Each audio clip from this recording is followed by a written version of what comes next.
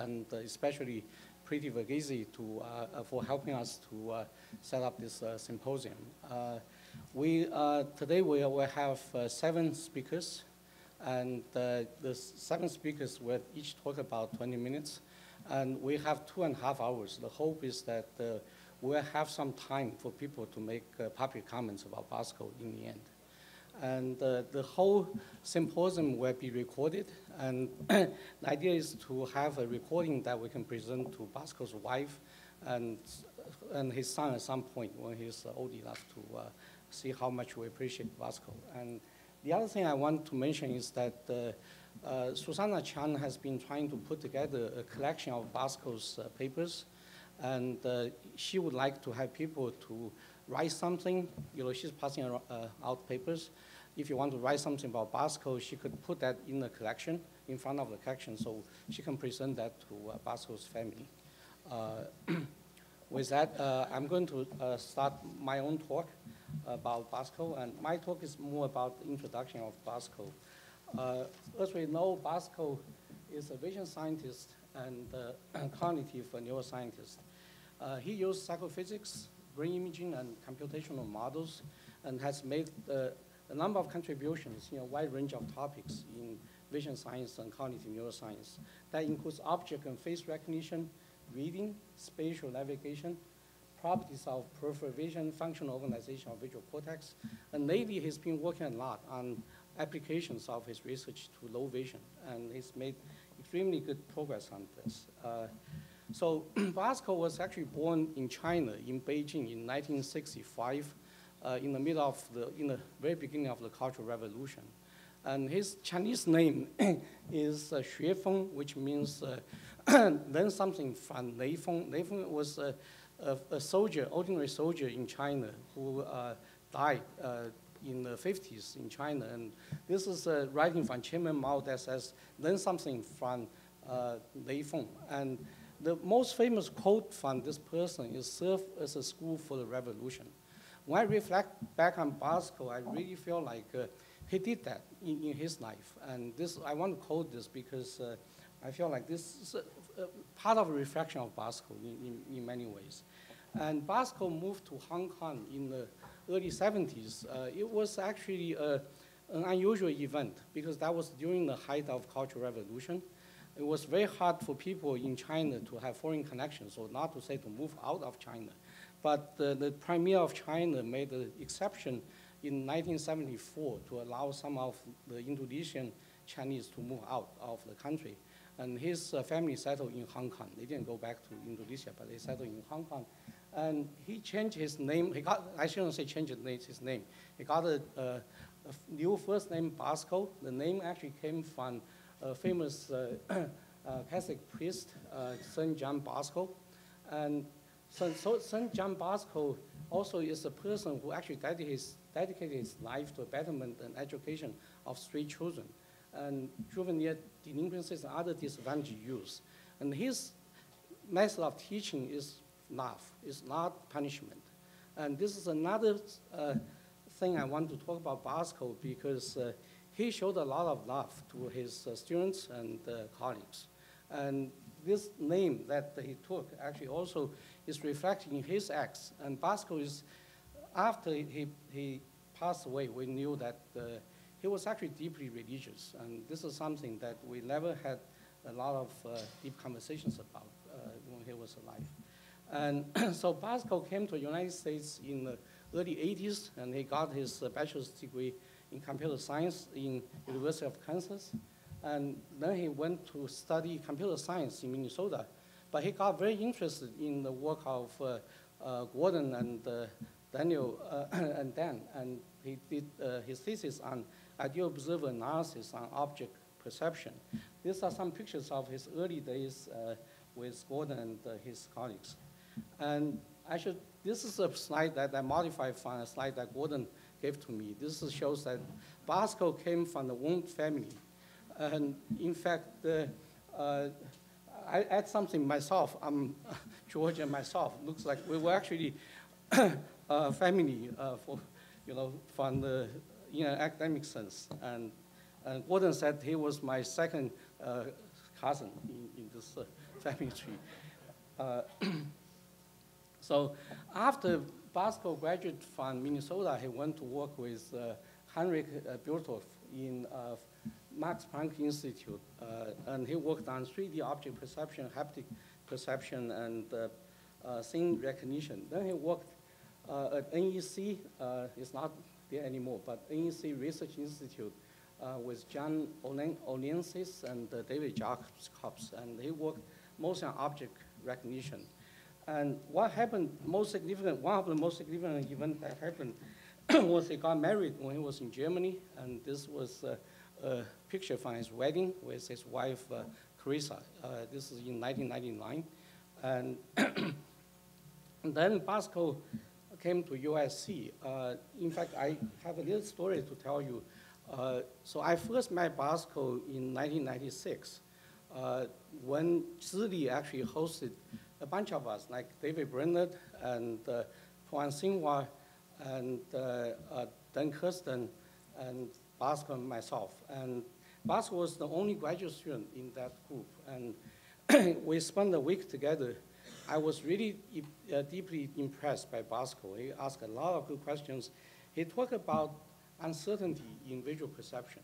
I should say increasing uncertainty in different stages of visual processing. As we go to higher and higher levels, the uncertainty increases. And that became his first one proposal, actually, many years later. And they got funded with help, with actually collaboration with Zoe Corsi. And so I was very impressed with him. And in 2000, USC came up with a position in psychology for a psycholinguistic person. And for whatever reasons, I managed to convince the search committee to actually make an offer to Bosco as a vision scientist. And I don't know how I sold him to the university, but it worked. And that's how he went to USC in 2001, actually in January 2001. And since then, Bosco established his lab. This is a picture in front of his lab. This is a sign, the T lab. And he actually established a lab with many students and postdocs. And when he came to USC, he worked, still continued working on object perception and crowding and ideal observer analysis. And he also developed a lot of work in brain imaging. And he got quite interested in brain imaging. I should say a little bit about that next. And he also worked in the last few years. He really has been developing a lot of technology for low vision, including the training of preferred retinal location and the neural mechanisms of those training methods and so on. And one thing that Bosco worked on a lot, he devoted a lot of his time and energy at USC was in working with, funding and operating the Brain Imaging Center. And Bosco was the chair of the technical committee. So in the very beginning, when Bosco joined USC, he was a computer scientist, he was a vision scientist. He didn't know much about fMRI or MRI. And I witnessed the whole period when he and I actually went to Siemens training. We studied physics together and studied all these things. We set up the first courses on MRI and fMRI at USC, and we went through many of these things. And I'm still using the lecture slides that we developed together these days. And it was a wonderful experience. He also participated in the management, and he became the co-director after I left the USC. You can see that Irv was also a major part of this too. And he's here. And mostly three of us, Irv and Bosco and myself, actually worked on every single decision we made on the imaging center in those days. And we work on a daily basis and on almost everything. And Bosco we know him as a theoretical person, but he's also a very practical person. And this is a picture that my postdoc took of Bosco. When my postdoc asked Bosco how to stabilize glasses in the scanner because it vibrates, Bosco took out a piece of tape and put it on his face and showed the guy, this is how you do it. And that's a picture from that conversation. And so Bosco has also given a lot of invited talks, and he also participated in NIH study sections. And one of the things that he did a lot for us is actually he was an excellent member of the editorial boards. This is a quote from Dennis Levi, who's in the audience. Bosco was one of the most dedicated and unselfish contributors to our field, a thoughtful, brilliant scientist, a wonderful, warm person, and mainstay on the editorial board of Journal of Vision. And the last paper Bosco handled, I should say, is actually the paper by Bob Watson, Quest Plus. And I have to say, I was a reviewer of that paper, so I knew that's what happened.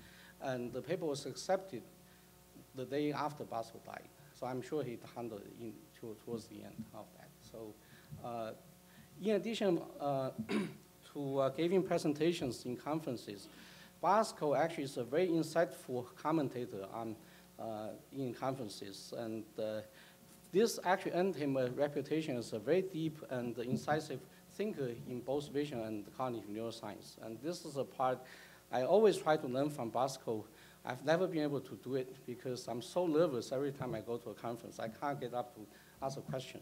And Bosco is really a good model for me, and I really haven't learned that stuff. And over the years, Bosco and I unfortunately had to avoid collaborating, even though we know what's going on in our labs and we share ideas. But to maintain independence for him mostly, and for myself to some extent, that we try not to collaborate. And but we managed to actually write 2 papers when. In the early days of the Imaging Center at USC, we felt like we should put resources together and try to do something. And of course, this paper took many years to publish. They came out in 2008 and 2011, even though we started work in 2004, 2005. It was a very hard paper to, I know the review process was very difficult, but we learned a lot. We went through a lot of these things. And I always wonder, even today, what could have happened if we worked together more than this. And I feel like we have complementary skills and ideas, and if we had worked together, things could be much better. This is the last picture I had with Bosco. This is Zili new in a picture with Bosco and myself. And this is a picture we took in Patagonian, Argentina, when Miguel Exing, I don't see him here, actually organized a perceptual learning workshop in Argentina in April 2016. And the conference actually took extra significance after what happened. We never realized that how precious it was that Miguel provided the opportunity for us to meet together and to have conversations about many, many things. And that was a wonderful experience. And so this is a picture of Bosco with his wife and son. I want to put this picture up and say something about his wife. And his wife's name is Chrisa. She is an extremely strong person, and she showed tremendous grace in this whole period. And I didn't know her very well, but in the last few months, I've been working closely with her on a lot of practical things, and she showed a lot of strength and grace in this whole period. And I know that life is not normal, but she has been trying very hard to have a normal, routine life to take care of Daniel, who is about 9 years old at this point. And probably Susana will say something. I feel like she's mostly doing okay. That's what she wants people to know. And when I look at my own experience with Bosco, I reflect on Bosco's life, I feel like this is what I think is the most important thing. I feel like Bosco loved his family, his students, colleagues, and many others. And he was also loved by his family and many of us. And another important thing is he really loved science, and science actually gave him tremendous pleasure. I know we all struggle in our research to try to do the best, and that happened to Bosco, but it was great pleasure for him actually to do research and so on. That actually paid off in my mind. And I feel like he was an ideal scientific role model. And I want to end my talk with a quote from the Book of Wisdom. This was a reading from Bosco's funeral.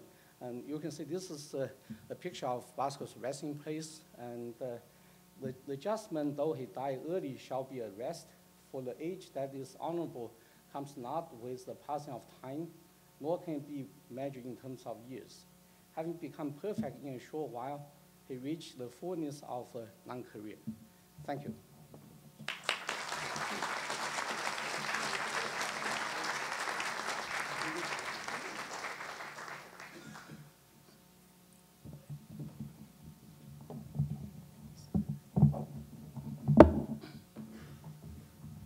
Our next speaker is Dr. Gordon Legge from the University of Minnesota.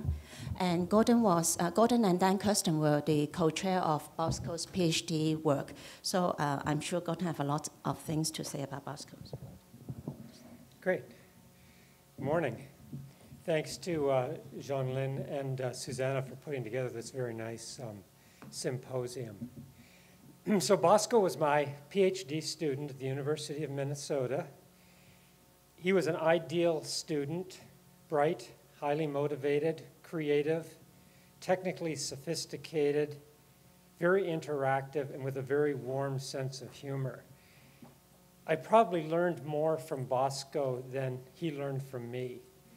And it's certainly true that the other students in my lab benefited enormously from his collegial style. Bosco was in the PhD program in computer science. Let's have the next slide. So this slide cites his first publication, which didn't have anything to do with vision science. But he soon became interested in human vision. He spent most of his PhD time in my lab and was co-advised by Dan Kirsten and me. Can we have the next slide? Here's a photo of Bosco, me, and Wendy Bragi at the PhD graduation ceremony. Wendy was also a student in my lab and a co-author with Bosco. So I'm going to tell you a little bit about Bosco's interest in ideal observer analysis, how he applied it to object recognition in his thesis, and also applications to letter recognition and reading. Let's go to the next slide. The luminaries listed on this slide were especially influential in Bosco's early thinking. His interest was triggered by the challenging computational and empirical issues surrounding object recognition, which was a hot topic in the early 1990s. We have the next slide. Here's the citation to Bosco's thesis, and to quote from it, "An ideal observer for a task is a decision rule that performs the task at the maximum achievable accuracy, given the amount of noise or uncertainties in the input data." So Bosco's approach was to compare human performance in object recognition to the ideal observer. And this comparison helps us to distinguish between performance limitations due to the stimulus conditions and the processing deficiencies of human perception. Let's go to the next slide. So here's the decision rule for an ideal observer recognizing a 3D object in luminance noise. This formula comes out of Bosco's thesis. The formula refers to input image R perturbed by Gaussian noise with standard deviation sigma. The image contains one stimulus object from a set. It's rendered from one of several views denoted Tij, I objects, J views, with known prior probabilities of these object views. And the ideal observer chooses the object I that maximizes this expression. So we can think of the views, the Tij, as 2D templates stored by the ideal observer, and the R minus Tij factor in the formula here as the Euclidean distance between the input image R and the template Tij in pixel luminance space. So I'm going to briefly describe two papers from Bosco's thesis. Let's go to the next slide. First, in this paper, Bosco wanted to establish how efficiently humans use visual information to recognize simple 3D objects. So the stimuli were 4 simple objects: wedge, cone, cylinder, and pyramid, each shown from 8 possible views. And in the task, one of these 32 stimuli was selected at random, luminance noise was added, and the subject made a four alternative forced choice recognition decision. A staircase was used to find the contrast threshold for recognizing the object in the noisy image. Let's have the next slide. The stimuli were rendered in 4 different viewing conditions as Lambertian shading, line drawings, large and small silhouettes. In the next slide. The human subject's recognition efficiency is based on a comparison of the subject's contrast threshold with the ideal observer's contrast threshold. And in this case, efficiency can be interpreted as the percentage of useful stimulus samples used by the human in doing the task. So this bar graph shows average efficiencies for the human observers. And overall, efficiencies were actually quite low. The highest efficiencies were for the small silhouettes, averaging about 7.8%. The lowest efficiency was for the line drawings, averaging 2.69%. So these low efficiencies point to substantial loss of information within the human observer. We have the next slide. So Bosco went on to consider 7 possible sources of inefficient visual processing listed on the slide here. He concluded that the last 3 items on the list are the most important sources of human inefficiency: spatial uncertainty about object position, stimulus size, and detection efficiency. Now in this study, this experiment, there were only 8 views per object to remember. But what if you have to recognize the objects from an arbitrary viewpoint? Let's have the next slide. So a second paper from Bosco's thesis dealt with the viewpoint complexity of an object recognition task. So this time his goal was to evaluate how task characteristics, especially the shapes of 3D objects or stimuli, affect viewpoint dependency in object recognition. So his approach was to ask how many discrete views or templates would be needed to approximate continuous viewing by an ideal observer.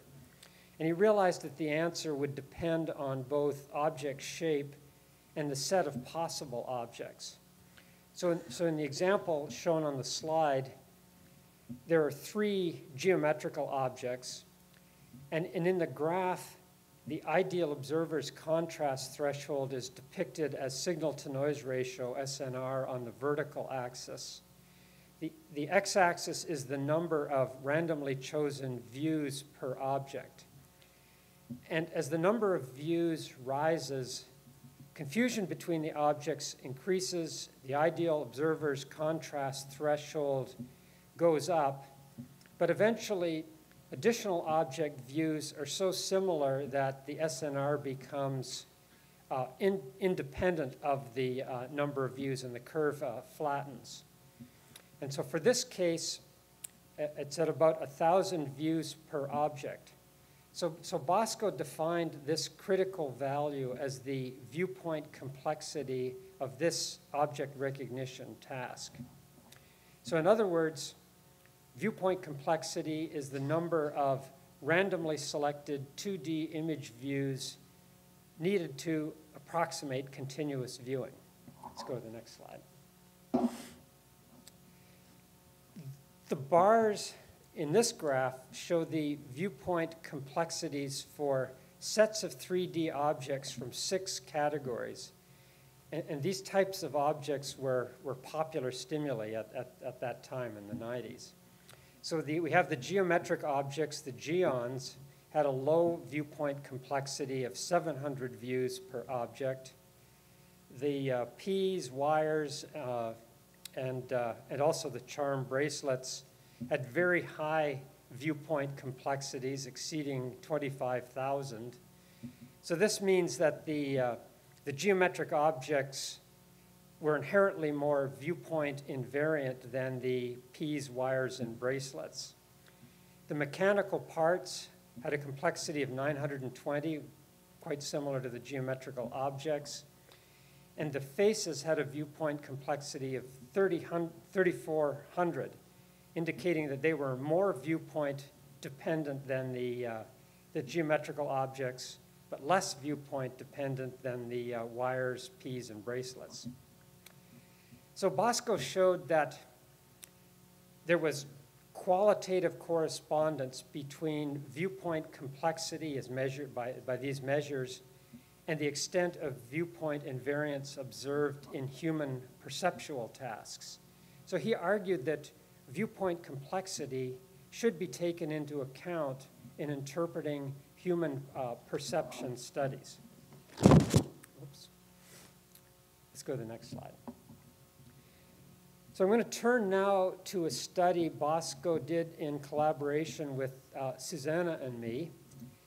Our goal was to compare the spatial frequency characteristics of letter identification in central and peripheral vision.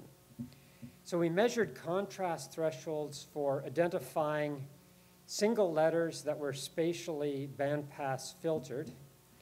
We were interested in identifying the frequency bands for highest sensitivity for letters of a given size. And we tested in the fovea and at 5 and 10 degrees in the lower visual field and 3 different letter sizes. So we had lots of detailed results. I hope you'll go and read the paper to find out about them. But for today, I just want to comment briefly on the CSF ideal observer model that Bosco created to interpret our data. So we used contrast sensitivity functions, CSFs, to characterize differences between central and peripheral vision. And the CSF ideal observer model is simply an ideal observer model for letter recognition with a front-end filter. The filter has spatial frequency response matching the human CSF, in our case for either the fovea or periphery. And as depicted on this slide, input to the model is the image of a letter. This image is filtered using the human CSF. White noise is added, and then the standard ideal observer computation is done to select the most probable letter as the response. The ideal observer's contrast threshold can then be found for, in our case, different frequency bands, letter sizes, fovea, peripheral vision, and so forth. We ended up really with 2 general findings from this study. First, that the human performance closely paralleled the CSF ideal observer. And second, that the spatial frequency tuning for letter recognition in central and peripheral vision, the differences could be taken into account by factoring in the differences in the contrast sensitivity functions. Okay, let's go to the next slide. So finally, I'll comment briefly on an ideal observer model for reading. The model is called Mr. Chips, after the literary character by that name. So this project was motivated by our interest in how different forms of impaired vision might affect eye movements in reading. And here again, Bosco's insights into computational theory were enormously valuable. So the cartoon here illustrates the key elements of the model. Mr. Chips uses 3 sources of information. Visual data are available or obtained through a simplified retina depicted in the lower left of the cartoon. And the retina can have any sequence of high-resolution slots in which letters can be recognized, and low-resolution slots or scotomas where only spacing information is available.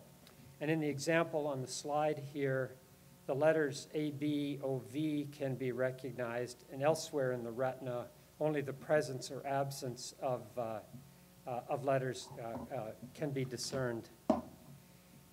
The model also has a dictionary of all possible words and their probabilities of occurrence. And the model has statistical knowledge of eye movement accuracy. So when planning a saccade of any length, the model knows the probability distribution of the expected landing sites. The model reads text consisting of words drawn at random from the dictionary. Mr. Chips's task is to read through the text in the minimum number of saccades, identifying all the words sequentially without error. So mathematically, the model uses an entropy minimization principle. At any point, the model may have some partial information about the current word, perhaps some letters known or word length known, and the model makes the saccade that minimizes uncertainty in bits of information about the current word. So we use this model to explore eye movements associated with different patterns of visual field loss. We found the emergence of abnormal numbers of regressions and other abnormal saccade strategies analogous to patterns found in low vision. The model also exhibited many of the standard findings from reading saccades in normal vision, such as word skipping and first fixations near the centers of words and various other things. So our conclusion was that many of the complicated aspects of human reading saccades in both normal and low vision can be explained concisely by early information processing constraints. So these examples indicate that even in his early career, Bosco's interests were both wide and deep.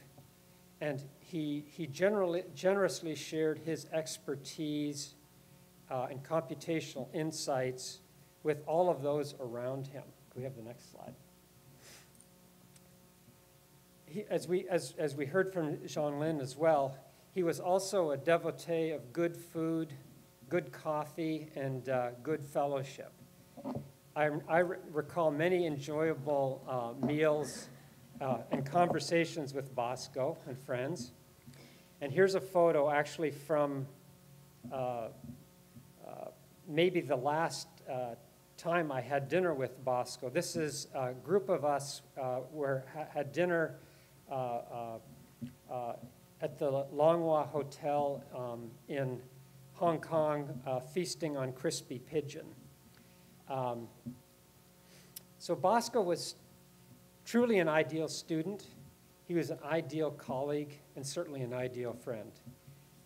Thanks to Susana for helping me with my slides and my student Ying Chen He for helping in preparing the slides. Thank you.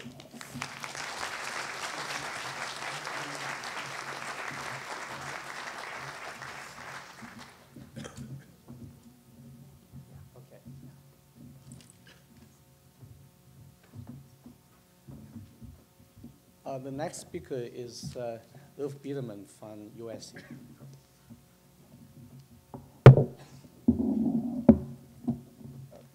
Thank you, Zhong-lin, and thank you for the organizers of this meeting, very much deserved.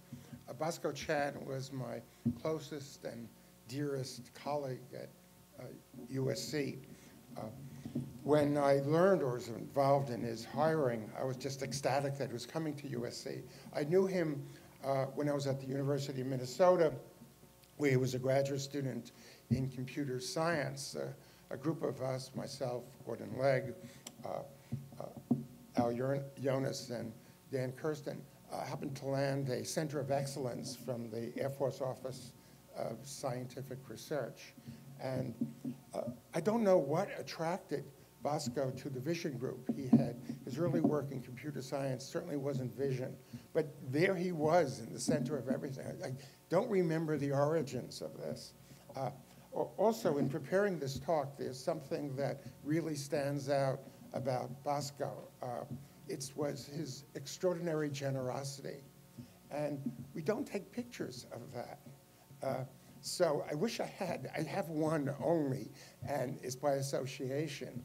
But everyone who encountered Bosco was just stunned as how generous he was with his time and his extraordinary mental and intellectual and technical capacities.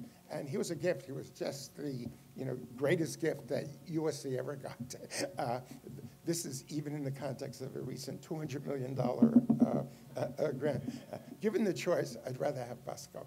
Okay, so this is not our usual garb at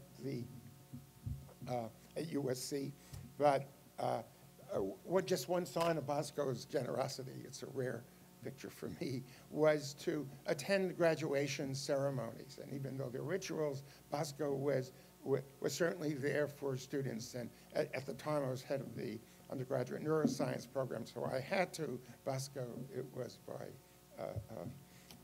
choice, personal choice. Probably the headiest time at the University of Southern California that I had was in the construction or the establishment of a neuroimaging center. So Zhong-lin and myself had approached the administration for if they would be supportive of a research magnet. And we were well on our way when the med school chirped in and said, no, we want it. And that's a campus about a half hour away, 40 minutes away in good LA traffic. Okay. So it meant that that was going to be out of our hands. And there was a little bit of a pillow fight from a distance. If it's someone else, it's a pillow fight. If it involves you, it's a jihad. But ultimately, I must, to the goodwill of my colleagues in the med school, they agreed that because there was no one at the health science campus doing neuroimaging, and certainly not functional neuroimaging, that we were the appropriate center for it. So I was really fortunate. So I was tasked with approaching a donor for the building. It's one thing for the university to say, yes, you could have an imaging center. And then there's another step. How do you get the money for it? But fortunately, a donor agreed to establish the building for it. And again, thank heavens for Bosco and Zhong-lin, because I was tasked to interact with the architects and the construction engineers in the design of the building. I knew very little. I had some ideas about what would make a good imaging center. I had toured a few and witnessed some really terrible designs. But Bosco and Zhong-lin, I'm sorry this is not a great photo, but here they are. This is in the midst of the construction of the scanner room. And here's Bosco in hard hat. Now, in these meetings with the architects, Bosco sat in. He didn't have to. Again, it was part of the generosity. Of course, it was something that would benefit him. And issues would come up about things like air conditioning and power. And Bosco would chirp in with a critique of a current plan that they had. And he was right. The architects and engineers agreed. And I have no idea how he knew all this arcane knowledge about air conditioning, for example. And then at his viewing, I met some of his students, some of the students who had been with him in high school, and they described this to them. I said, how do you know all this stuff? And they said, oh, yeah, that's Bosco. He was in high school. He was the same way. He knows everything. So probably one of the happiest days pictured here with myself, Zhong-lin, and Bosco was the delivery of the magnet. That was really, yeah, here it is. So we were also, to get the magnet, the donor gave the building, we needed funds for the scanner itself, and we were fortunate. We wrote a grant, and NSF supported it with a major equipment grant for $1.4 million. So that gave most of the funds for the magnet, and then we had our neuroimaging building. Now, the building itself will not win architectural awards. I know it looks very geonic. That's not from my input, I assure you. But it works beautifully. We had a wonderful conference room, and the very day that the university accepted the building, Bosco gave the very first lecture. It was in his neuroimaging course that he taught with Zhong-lin, and here it is. Here's Bosco giving this fabulous course in neuroimaging. Here's just a few. And you could get some of the aspects of Bosco's lecture style from this. Here he is pushing out some premises, and so this was, I'm sorry, I haven't. Bosco was involved in just about all aspects of cognitive neuroscience at the USC campus, and then some other fields as well. I'll describe some of that. He was on every dissertation, every one of my students' dissertation committees, and he was a prime member. Here's just a picture of G.A. Kim's dissertation with Bosco there and Zhong-lin. And of course, we'd go out then for a celebratory dinner, and Bosco was recommended the restaurant. This is a great restaurant. I didn't know about it until Bosco said, let's go to Church and State. Great name, but also terrific food, okay? And it's not on, there's no Church and State Street in Los Angeles, but somehow it's still a great name. And Bosco was involved in just about everything. So there are a number of grants, group grants. Here's one that we had in supplementing low vision. There's Bosco and Susana. It was remarkable to me how many groups at USC Bosco was a key member of. So Bosco, of course, interacted with my students and myself on some research, and I'll just describe 3 of the papers. But every paper, just about every paper I've had since Bosco's arrival was there was either an acknowledgement of Bosco's contribution or it was a co-authorship. And in some cases, he should have been a co-author, but he said he didn't do enough. So one was paper, What Makes Faces Special? And we had shown that what really distinguishes a face-selective region, specifically FFA, was that it's sensitive to the spatial content of the image. So there's aspects of, let's say, the V1 orientation and scale coding that's carried over.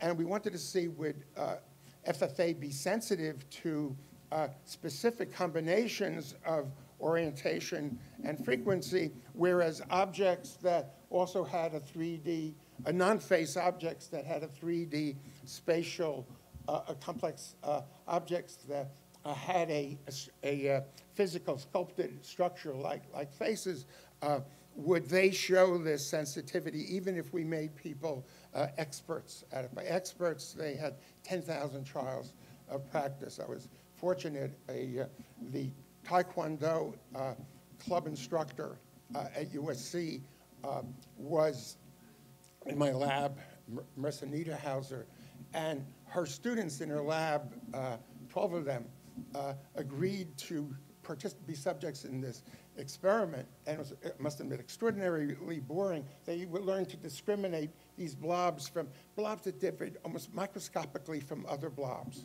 And most people would just avoid it because it's an incredibly boring task. They took it as an interpretation of the mental discipline they were developing from their Taekwondo training. We did not dissuade them from that belief.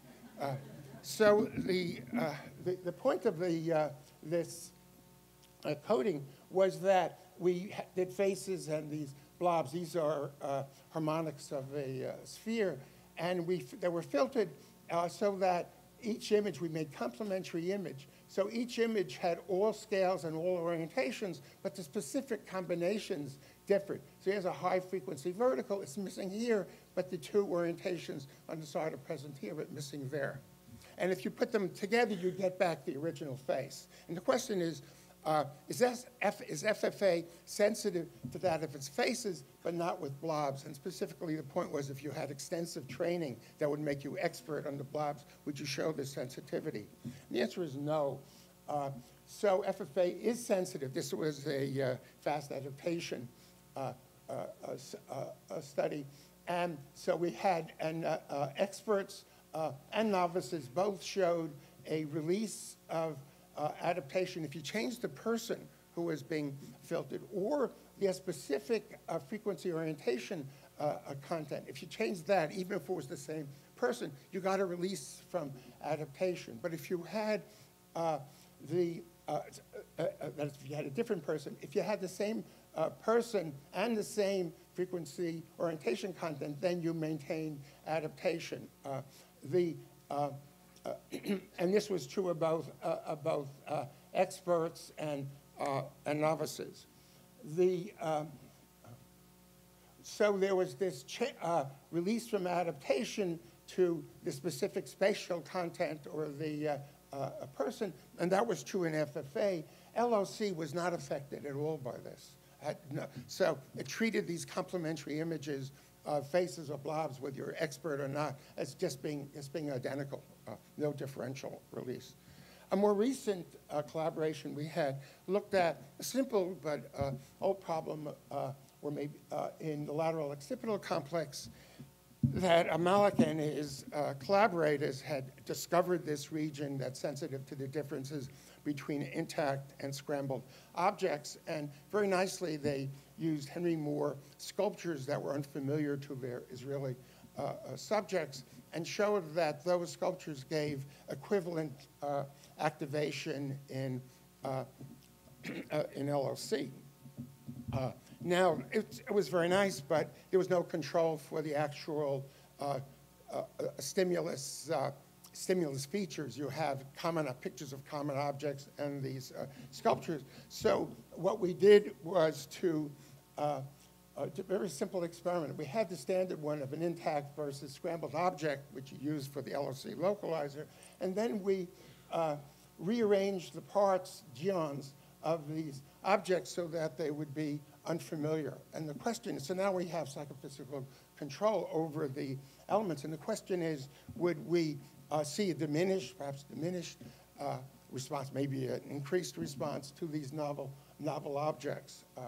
And it turned out that Malik was absolutely right. There is no effect of familiarity in these objects. We since replicated that in another study. And Bosco came up with the idea of doing a poor man's multivoxel analysis. So there were two blocks of trials where they could have, let's say, familiar or a novel and novel, and we looked at the correlations there. And essentially, these correlations in 11 out of 13 subjects were positive, indicating that LOC is distinguishing a novel from familiar, but it's not giving an enhanced bold response to the familiar objects. So we more recently explored this in greater detail by trying to ask what happens when you scramble objects. It's such a drastic effect. What are you actually doing? Could you parse that out? So we introduced an intermediate condition from the prior experiment where we, rather than just having scrambled objects, we scattered them so the parts, the geons, were intact and quite identifiable. So here we go from the, we can have familiar and novel objects, and we can destroy everything, parts and relations among the parts. And here we just disrupt the relations as defined by the medial axis structure. And the question is, what would this do? Interestingly, there's no idea. So now you have more identifiable objects here, the geons. Would that give us an enhanced Boulder response, or would it give us a diminished one? So this becomes a test of, let's say, of whether LOC is representing the relations amongst the parts somewhat independently of the parts themselves, which are, of course, destroyed in this scrambling operation. And it turned out that LOC, both LO and PFS, were sensitive to both the parts and the relations. So there was a diminished Bold response, of course, when you went from intact object to the scrambled versions, which define LOC. But if you just scatter the objects, you get so you lost the part relations. You do get a diminished Bold response, but it's greater than what you get with the scrambling. And just scattering the parts also reduces the Bold response, as if you're losing the interpart relations. And this turned out to dovetail nicely with G.A. Kim's work in a lab that showed that LOC, but not these presumed scene areas like the parahippocampal place area, though the LOC is what's sensitive to the interactions amongst objects. So if you show two objects side by side, you get a diminished Bold response compared to when they're interacting. So if you have a hand and a cup, you get a smaller Bold response than a hand holding a cup, even though the objects may be partially occluded by that. So a major, so LOC is not just doing shape versus texture. It's actually specifying the shape of the parts as well as the relations among the parts, as well as the relations between objects that define scenes. So this is really the scene-defining area. So this is my penultimate slide. I said you didn't have a slide of Bosco's generosity. And by generosity, it was everyone who interacted with him felt that he would give you the time and the benefit of his intellectual resources. And there are lots of people, I think we have a great profession of vision science, and most people are terrific. But we've all been to conferences where people give their papers and tune out. They hardly are listening to anyone else's, or they leave.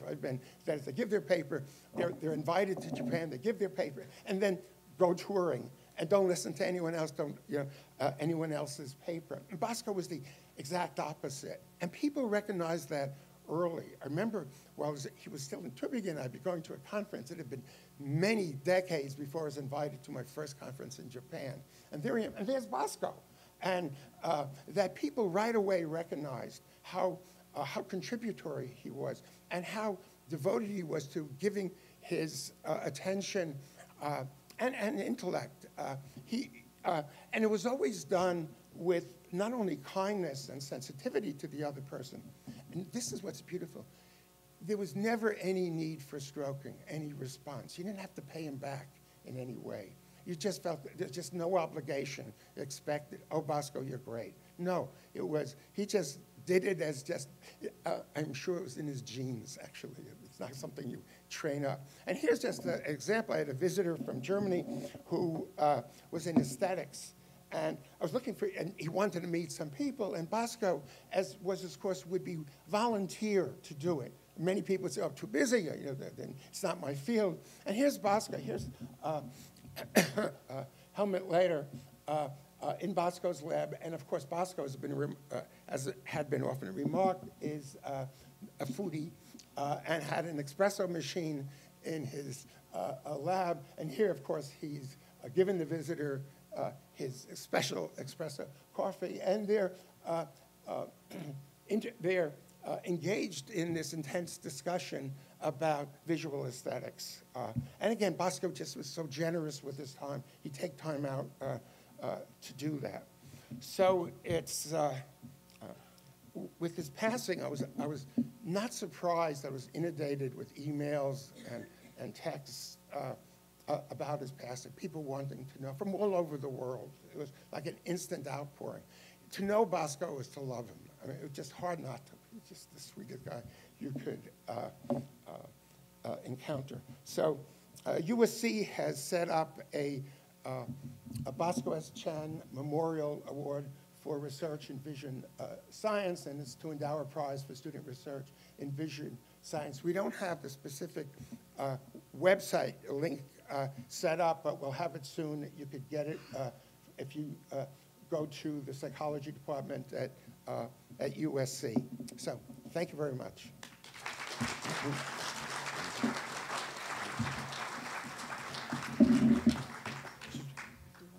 Sure. We have time for a couple of questions. Please use the microphone. I guess of any of us. Okay, I guess. Okay, given there's no question, then let's move on. Let's move on to the next speaker. It's Dr. Anirvan Nandy. Anirvan was Bosco's first PhD student, and Anirvan is doing extremely well. So after he graduated, he did a postdoc. He's still in Salk Institute, but he is ready to move on to his first faculty appointment. So maybe he will tell you where he's going. So I'm sure Bosco will be very proud of the child, the first child.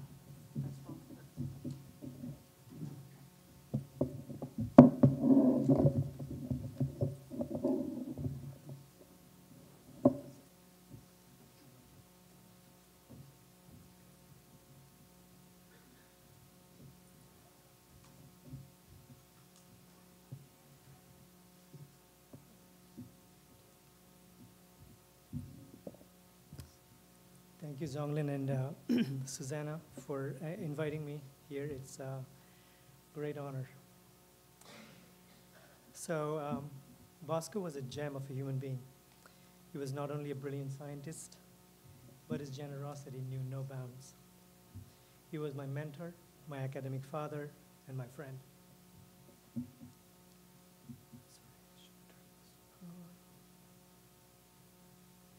So when I came to his lab in 2004, I knew almost nothing about the business of doing science. But Bosco guided me through every step with his gentle, self-effacing manner. If you're new to a topic, look for journal articles here.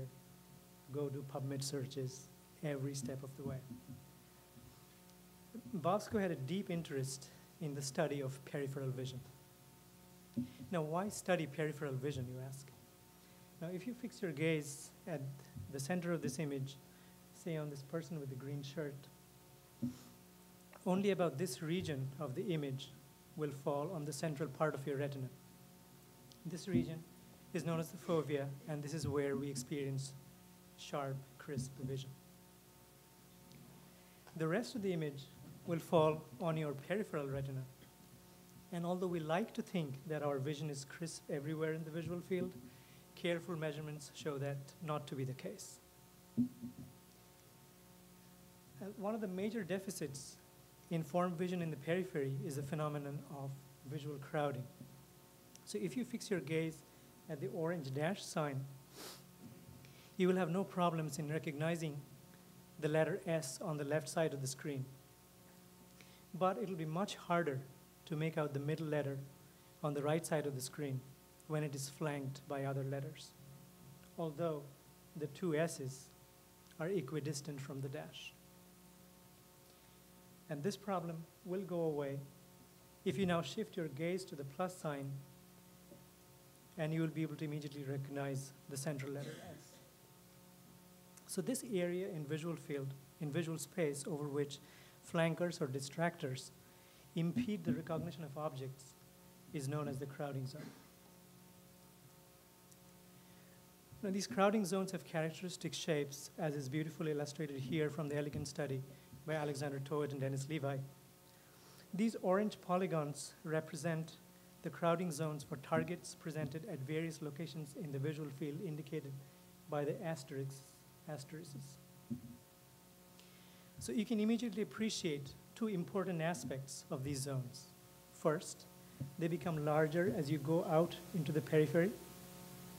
And this was first observed by Boma in his landmark study in 1971. And the second aspect of these zones are that they're elongated with the major axis aligned with the fovea, aligned radially with the fovea. And this is known as radial, tangential anisotropy. So this was back toward the end of 2007. And at that time, there was no satisfactory explanation for this peculiarity. So one day, Bosco comes and tells me that, Anirvan, we need to find an explanation for this. So one thing, and perhaps the only thing that Bosco always struggled with, was our names. However, my fate was much better than some of my other lab mates, Julie and Christy.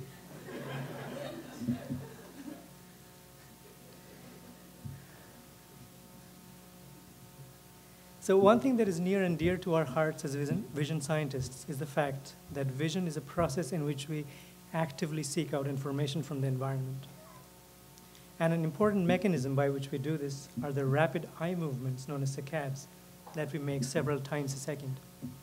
For example, if I ask you to search for Waldo, you would most likely make a series of saccades before landing on your target. So these saccadic eye movements are an ubiquitous component of our visual apparatus. And they are also strongly intertwined with the mechanisms of attention. So in this simulation here, I'm showing the current point of gaze as the yellow plus sign, and the location at which we are allocating attention as the red circle.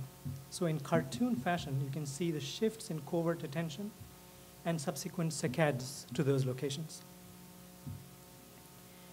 Now note that these saccade vectors are always radial with respect to the point of gaze. And Bosco's key insight to the crowding problem was the realization that as we are making these saccadic eye movements, the world, as experienced by a patch of the peripheral retina, will have a bias vector in the radial direction aligned with the center of gaze. And this fact is true no matter where you look in the peripheral visual fields. The bias vector will always be radial with respect to the center of gaze. The only location where this bias is absent or isotropic is at the center of gaze itself. So with this insight, we went on to propose a simple theoretical model in which we quantified the amount of misrepresentation we would expect if neurons observing these peripheral visual fields were to experience such radially biased views of the visual scene. And this model builds on the idea that neuronal responses and connectivity in the primary visual cortex are influenced by visual experience with the statistical properties of natural images. So imagine that your point of gaze is at this particular location of the visual scene, and something else grabs your attention. So you deploy your covert attentional resources to that location while preparing for the preparing a saccade to that location. And the crux of the theory that we proposed is that if there is a refractory period in neural excitability due to attention, then the radial eye movement due to the saccade will cause a distortion in image statistics, specifically pairwise orientation statistics that are experienced at these attended locations in the periphery. And finally, the eye will land at the new location and the process begins over again. So with this simple idea, we went on to show that these zones of distorted statistics will have the same size and shape as the psychophysically measured crowding zones, given the geometry of receptive fields and lateral connections in the primary visual cortex. Now, this is one of the most fun projects that I've done in my short academic career. And in doing so, Bosco and I had a lot of laughs. This is an excerpt from one of the reviewers' of our manuscript says, I have read this manuscript 4 times and I still find it almost incomprehensible. There are violations of basic English grammar. No undergraduate would be able to read this manuscript and state the model in her own words. Hardly any reader would pass that test. So it goes without saying that such comments, critical comments, helped us crystallize our thoughts and vastly improve our manuscript. So the usefulness of a theory comes from its predictions. And one straightforward prediction from our theory applied to patients with central vision loss, such as in age-related macular degeneration, or AMD. So such patients have a lesion or scotoma that encompass their anatomical fovea and instead use a location in their peripheral retina for fixation and saccade reference. So this location is referred to in the literature as the preferred retinal locus, or PRL. So going back to our cartoon simulation of saccadic eye movements, this is what you might look for a patient with macular degeneration. So the scotoma here is depicted with this black circle and the PRL as a yellow plus sign. So the PRL here is being used as the point of gaze and also as the reference for saccade landings, as is the case for a majority of AMD patients. So in this scenario, you can see that the saccade vectors are now radial with respect to the PRL. So the bias vectors at peripheral locations outside the PRL are now radial with respect to the PRL, and the bias vector at the PRL itself is isotropic. Thus, a straightforward prediction from our theory was that crowding zones for patients with macular degeneration at these non-PRL sites would be elongated radially with respect to the PRL. Further, crowding zones at the PRL itself would be rounded. And indeed, Susana has found this to be the case in AMD patients. So these are retinal images from 4 different patients with macular degeneration with superimposed crowding zones. As you can see, the crowding zones at the PRL, shown in pink, are rounder compared to what you would expect at such peripheral sites. Crowding zones at the non-PRL sites, indicated by these yellow polygons, have an elongated component aligned with the PRL. And note that they also have an elongated component aligned with their anatomical fovea, indicating that the reorganization is not complete. So our theory needs further evidence, empirical evidence. Are there neural correlates of the refractory period in neural excitability due to attention? What are the neural signatures of reorganization following loss of or occlusion of central vision loss? I hope to pursue some of these issues when I set up my own lab later this summer. And these are also some of the last conversations I had with Bosco when I met him last in November. So Bosco was always there to support me, no matter how busy he was. I have never heard him say no, through thick and thin. So what I continue to cherish are these beautiful memories I have with Bosco. I had the distinct privilege of being Bosco's first PhD student to graduate if you're picky. So there was a period in the lab when the lab was just the 2 of us, so which meant that he and I spent countless hours talking about science and life without the distraction of other students clamoring for his time. We had the best views in town. So Bosco's lab was on the 10th floor of the tallest building on the USC campus.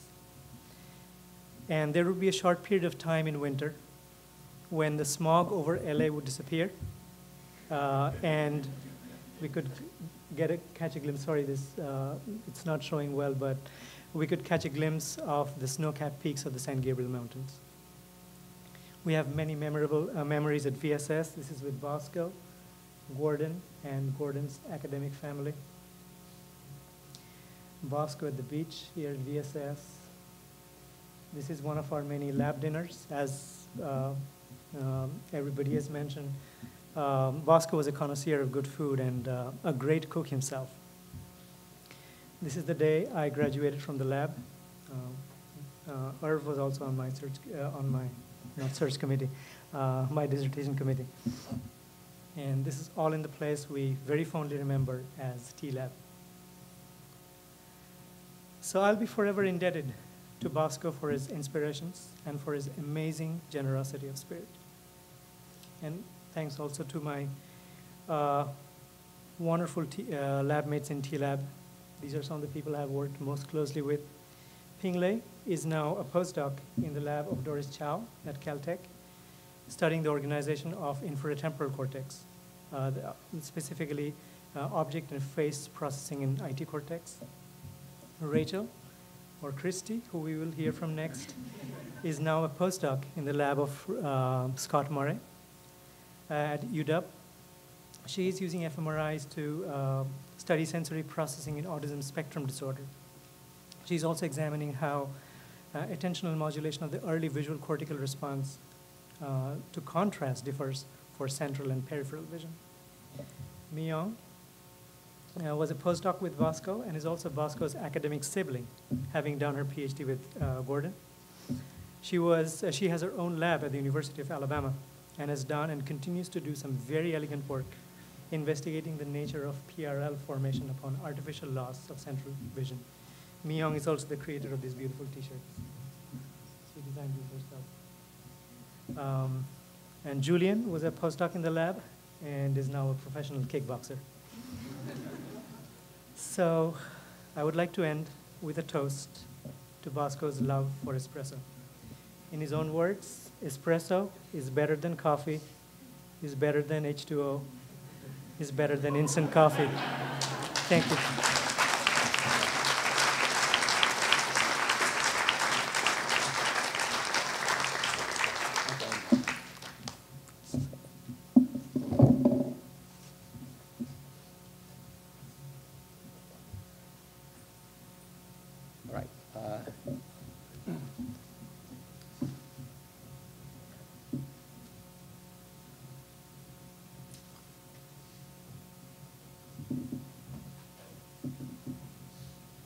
The next speaker is Rachel.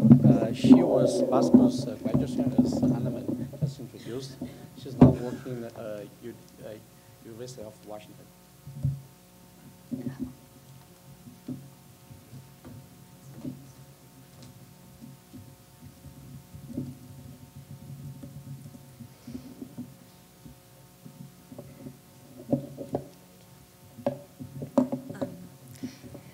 Thank you, Zhong-lin and Susana, for putting together this symposium, and VSS for hosting it.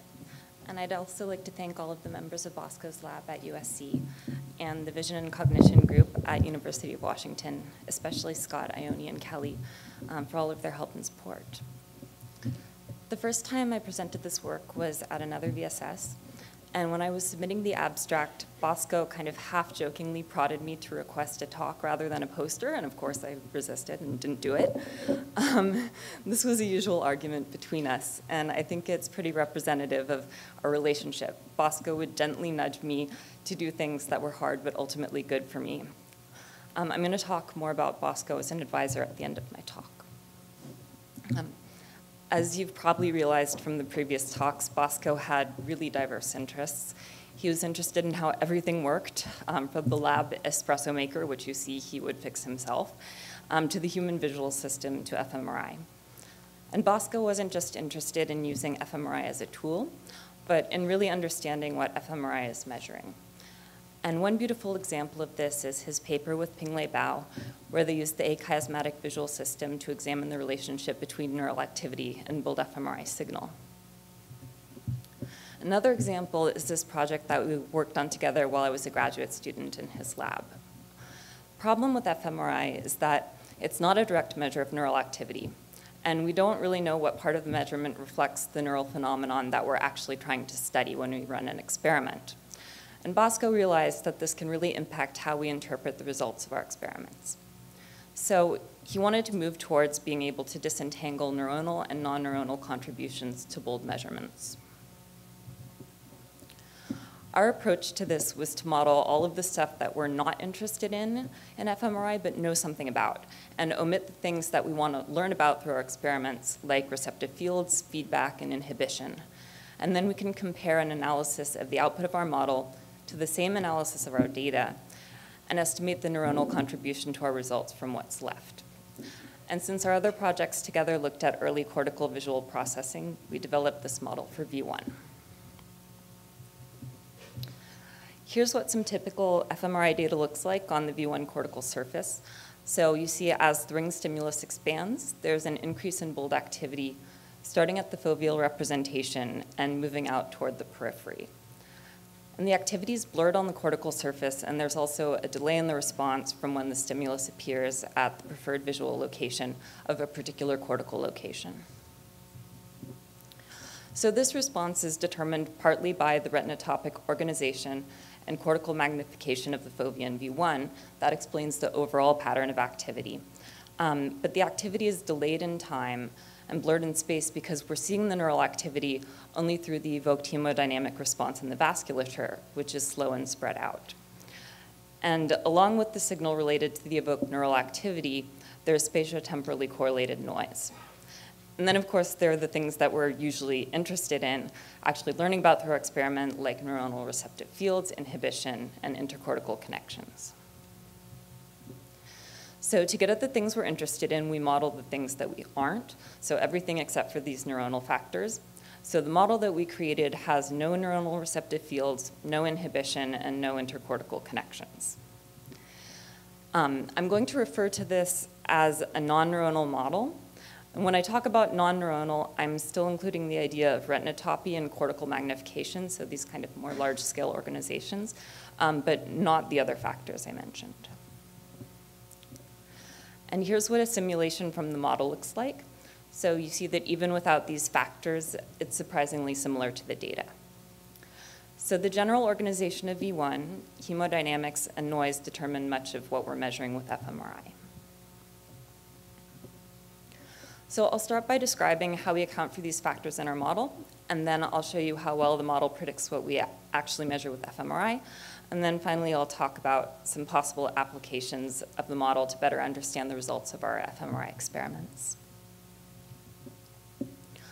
The output of the model is simply the sum of two components, signal and noise. And this is the model for the signal component.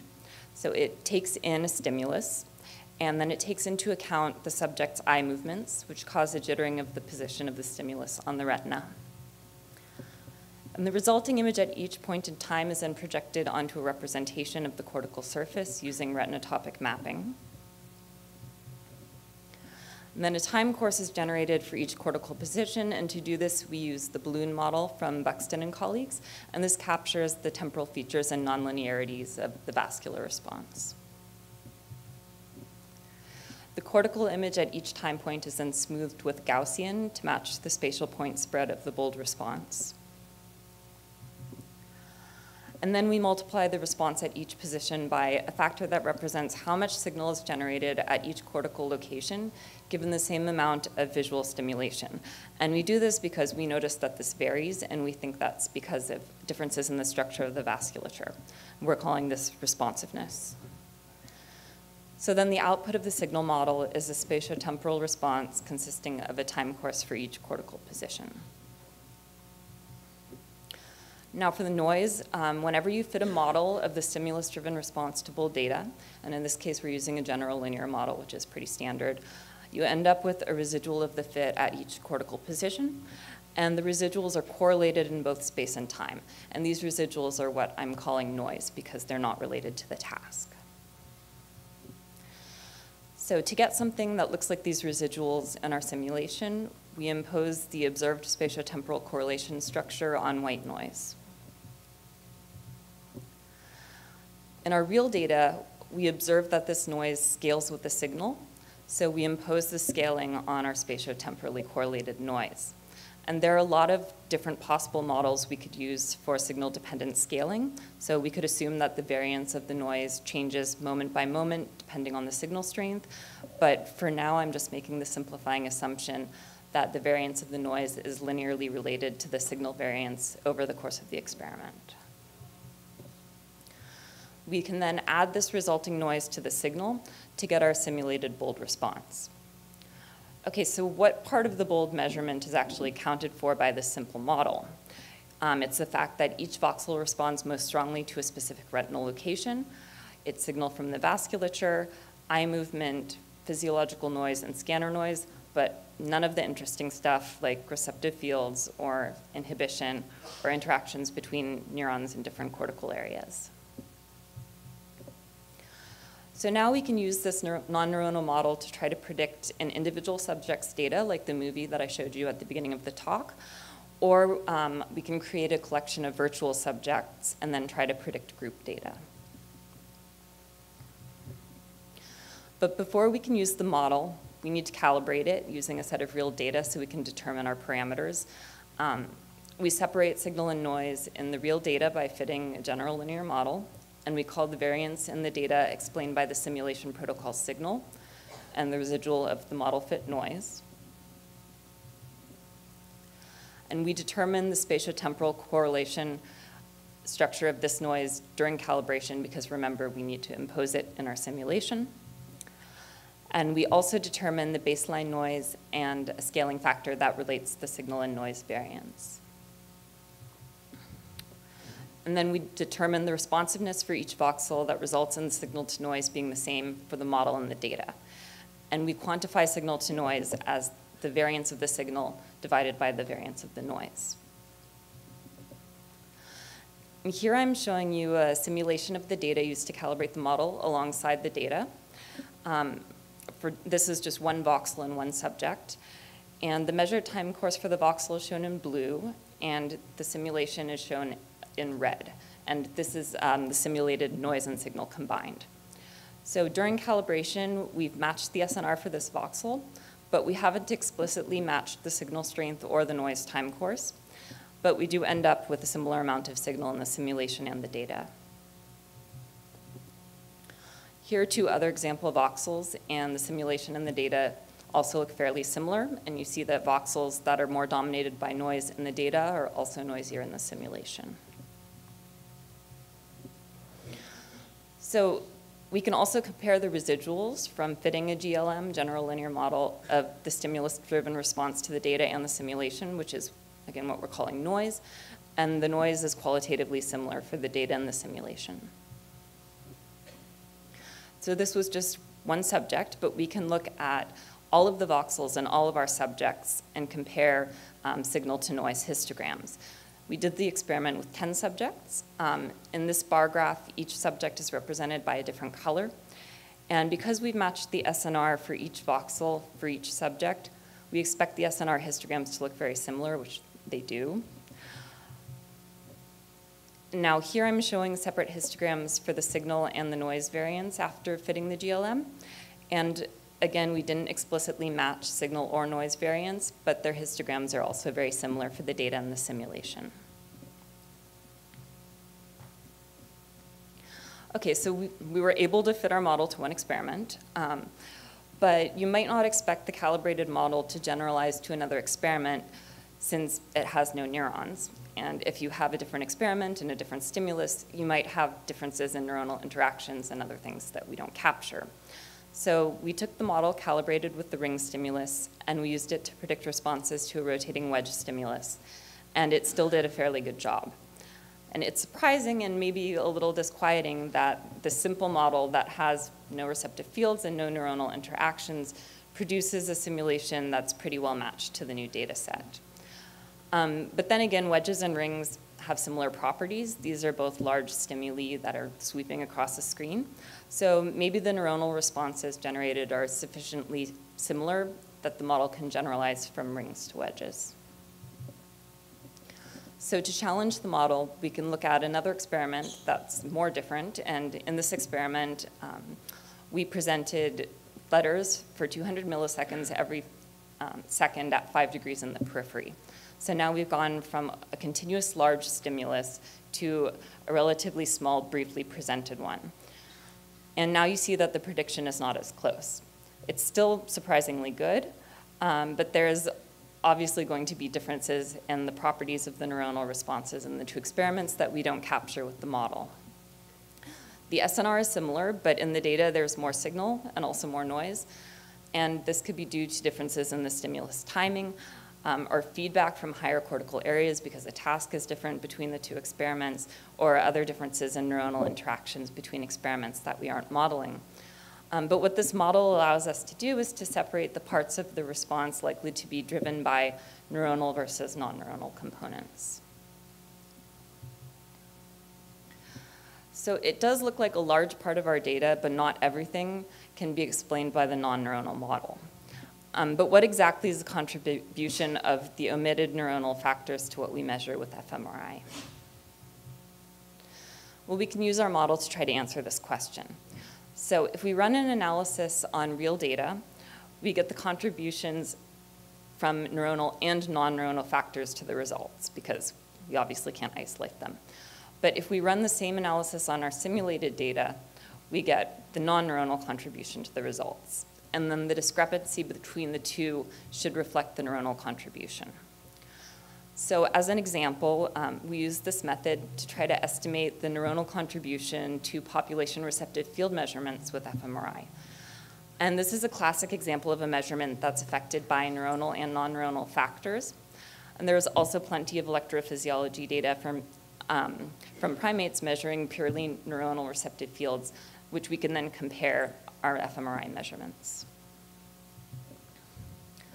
The idea behind population receptive fields is that since we can't see individual neurons at the resolution of fMRI, we can instead measure the aggregate receptive fields of many neurons within a single voxel.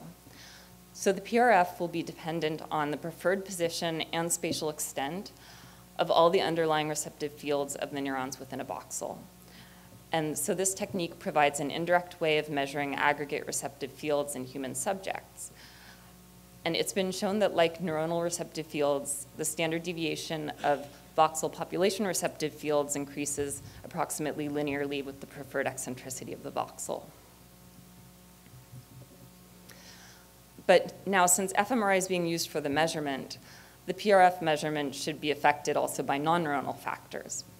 So if we make the usual assumption that the PRF is approximately Gaussian, we can describe the variance of the measured PRF as the sum of the neuronal and non-neuronal contributions to the variance. And then we can determine PRFs for our subjects using a typical PRF mapping protocol. We can feed the same protocol into our model to produce simulated data, and then we can calculate the total PRF variance from our data and the non-neuronal variance from our simulation.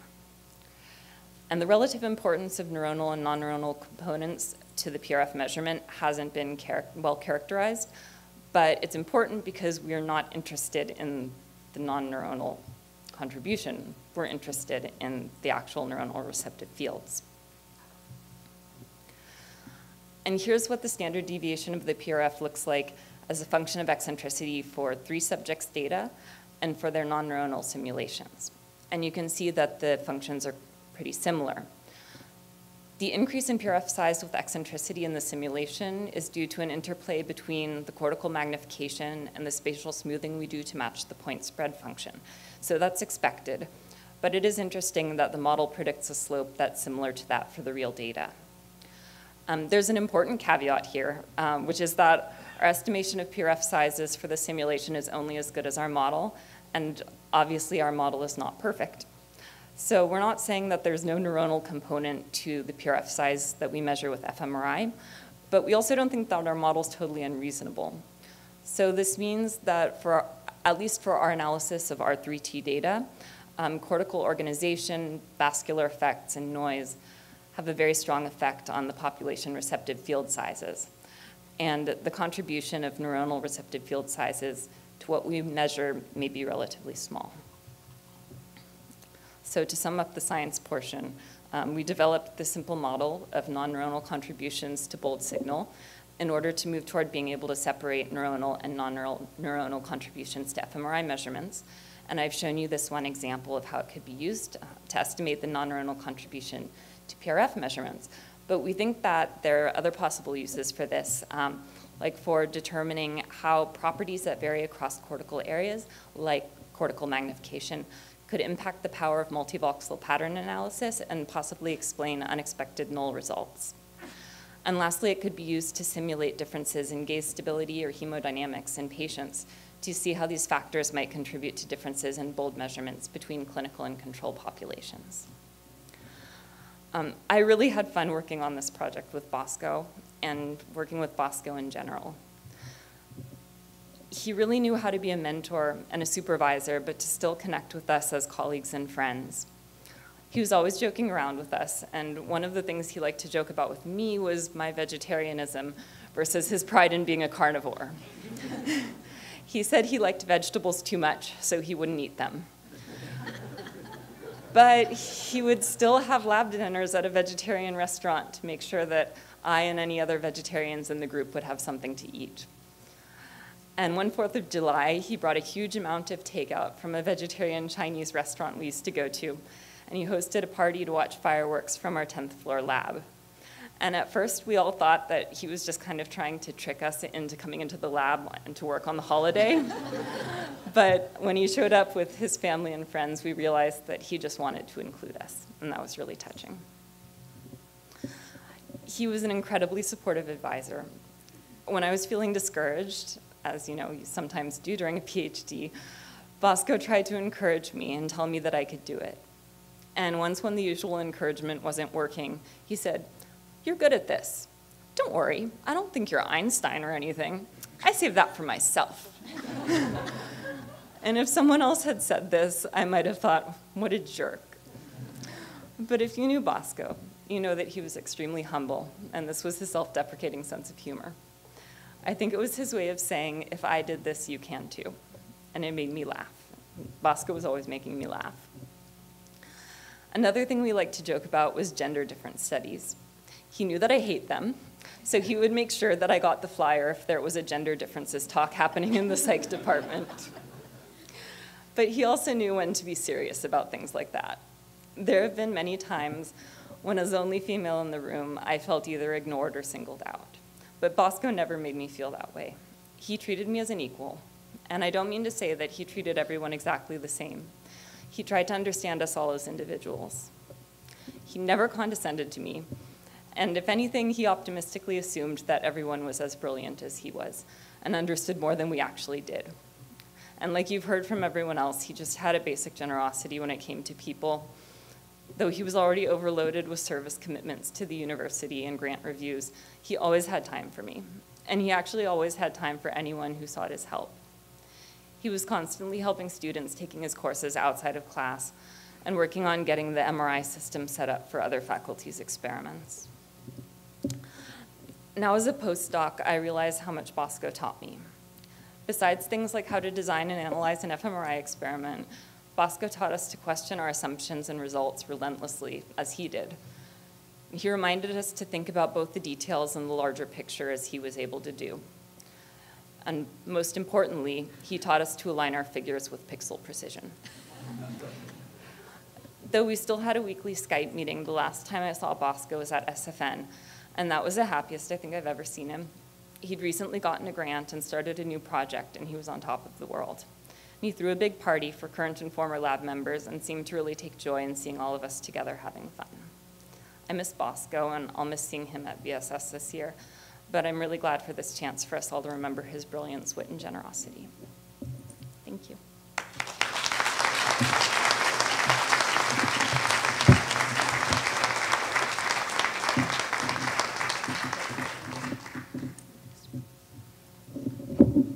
So thank you, Christy. Sorry, I mean Rachel. So actually, Bosco told me why he thought you are Christy, because it used to be a projector in the lab that was called Christy, something like that. So our next speaker is Zili Liu, a professor at UCLA psychology. So Zili had known Bosco for over 20 years, back from the Minnesota time. So,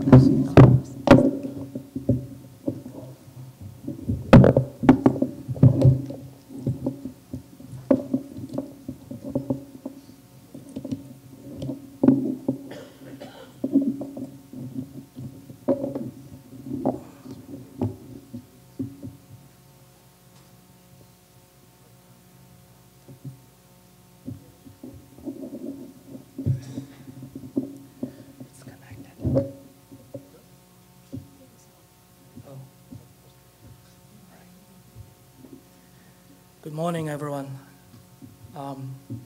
My name is Zili Liu. The first time I met Bosco was when I was at Minnesota, when he was grad student of Gordon Legge's lab, and I was in Dan Kirsten's lab as a visiting grad student from Brown University.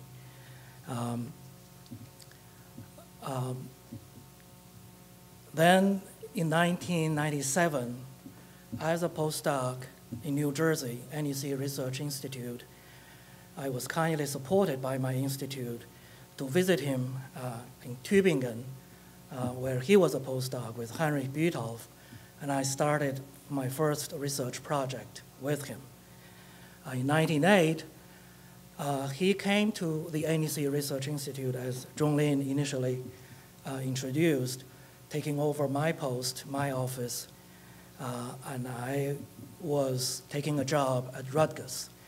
However, I was still having an office at the NEC Institute, and I lived in the same area, Princeton area, as Bosco. So we started to interact with each other very closely. And very fortunately, around 2000, he moved to USC and I to UCLA. And so we were in the same city for over 20 years, or about 20 years. I really, really miss the time that we were in the same city, in the same time zone, that I could just pick up the phone to ask him a scientific question anytime, or to schedule the next family gathering. This is at the Getty Museum last year in the summer when we visited the Dunhuang cave art paintings along the Silk Road. Both of our families were getting together. Bosco had many, many collaborative projects, many collaborators, but to me, he was my closest collaborator. At the time of his death, he had two projects with me. One is together with my colleague Hongjing Liu on biological motion and ideal observer analysis. And this is the last email I received from Bosco to me and to Hongjing talking about the manuscript we were working on. And he said, I don't know what is the current ongoing debates on biological motion. I will need to be educated. And this is recommended, this email was recommended to me by our colleague, our co-author now, Hongjing, just to show the modesty, a character of Bosco. I'm very glad that that project has been accepted and is in press at JOV. The second project, which is what I'm going to talk about today, it's on the FMI project in motion discrimination. This is in collaboration with Ren Na, Taiyong Bi, and Fang Fang in Peking University, Beijing, China. I invited Bosco in because he knew so much more about FMI than I do, and you will see. The project was inspired by the work Zhong-lin showed earlier, one of the two collaborative projects he did with Bosco, by Chung, Li, Bosco, Zhong-lin, Barbara Dosha, Wilson Chu. So in that work, they did orientation discrimination with either low contrast or high contrast of gratings deviated from 45 degrees. And you would say the orientation is either clockwise or counterclockwise with that reference orientation. And this is the psychometric function. It's no surprise here. The larger the deviation, the better your performance is. And I don't think we need to worry about this line. I asked Zhong-lin, he said it was on some central task. Here, they were actually manipulating attention. So either you attended to the stimulus or not. And generally, they showed an effect of attention. What I particularly noticed about their result was the flat, bold performance across the visual areas in both low contrast and high contrast. Because that reminded me, according to my own informal observation, when we did motion direction discrimination, the informal observation was that I couldn't see much bold modulations at all. And of course, that was informal, and we wanted to do something more systematic. And so the question was, does the univariant bold activation level changes actually as the task difficulty in visual cortical areas, for example, V1 or MT, when you do motion discrimination? And we said, well, even if nothing could be found, even if it were flat, maybe we could find modulations elsewhere in the brain, maybe further downstream. So far, we talked about our preliminary results to our colleagues. Everyone was surprised to be positive or suspicious because the result didn't seem to be consistent with what they expected. Bosco, at the time, also knew about this, and so we talked about this, and he said, well, one possibility is that we ask people's feedback at VSS. This was, of course, more than half a year ago, and we thought, oh, maybe it was too far away. Just due to the tragedy, the work is significantly slowed down, and obviously it's not too far away now. And this is the main purpose.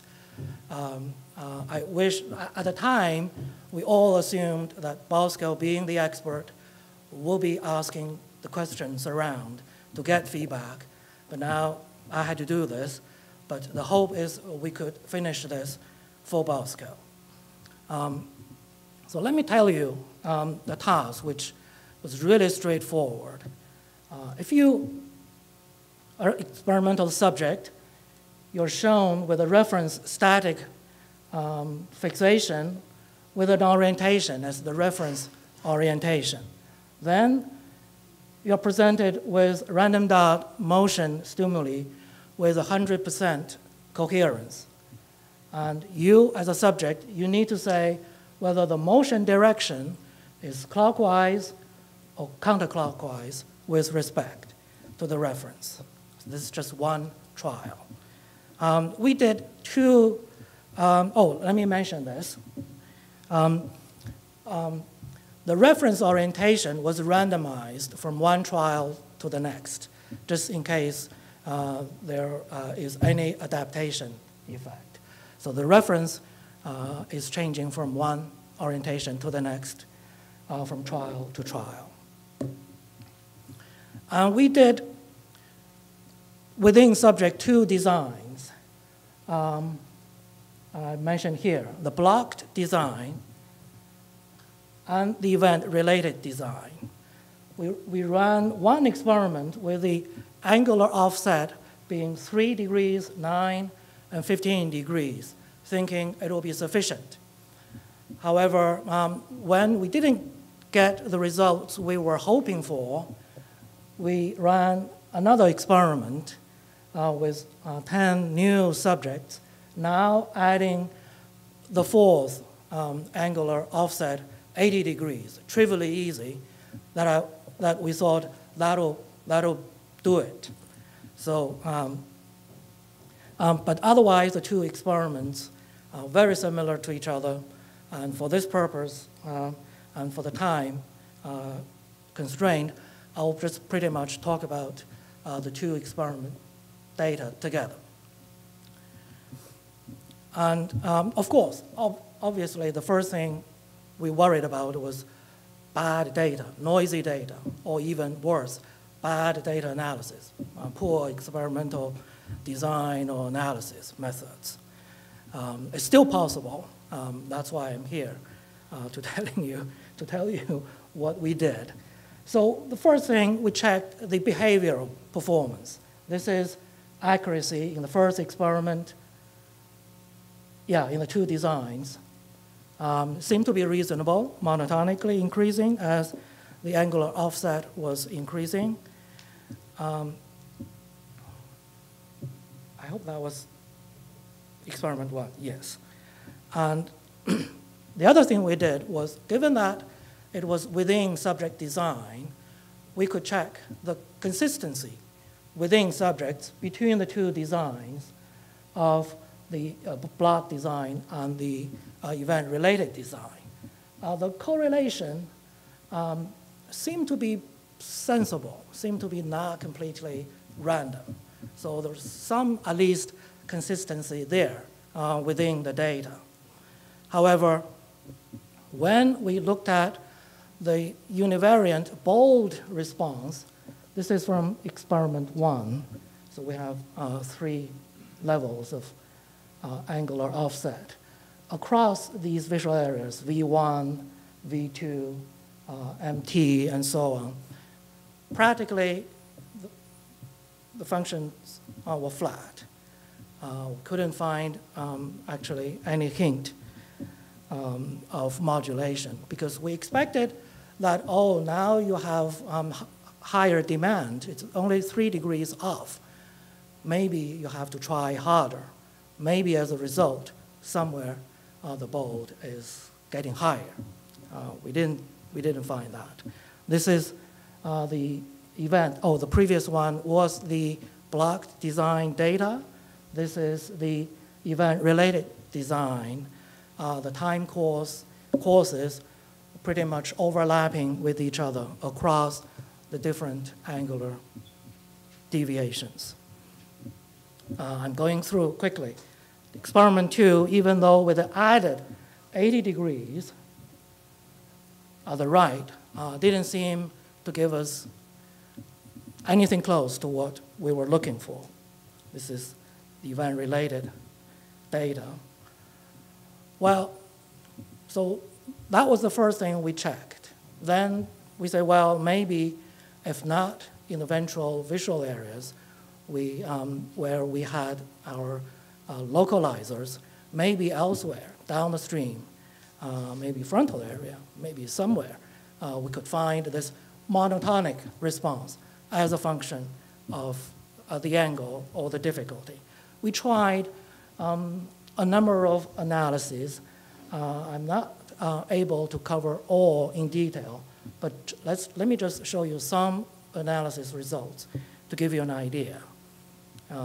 So we tried the first, just look at the visual areas. Well, some actually very, very competent expert suggested to us, well, maybe you should look at your best subjects. You could define the best subjects in a number of ways. You're not going to get statistical power, but at least whether you can check whether you get some hint of what might be going on.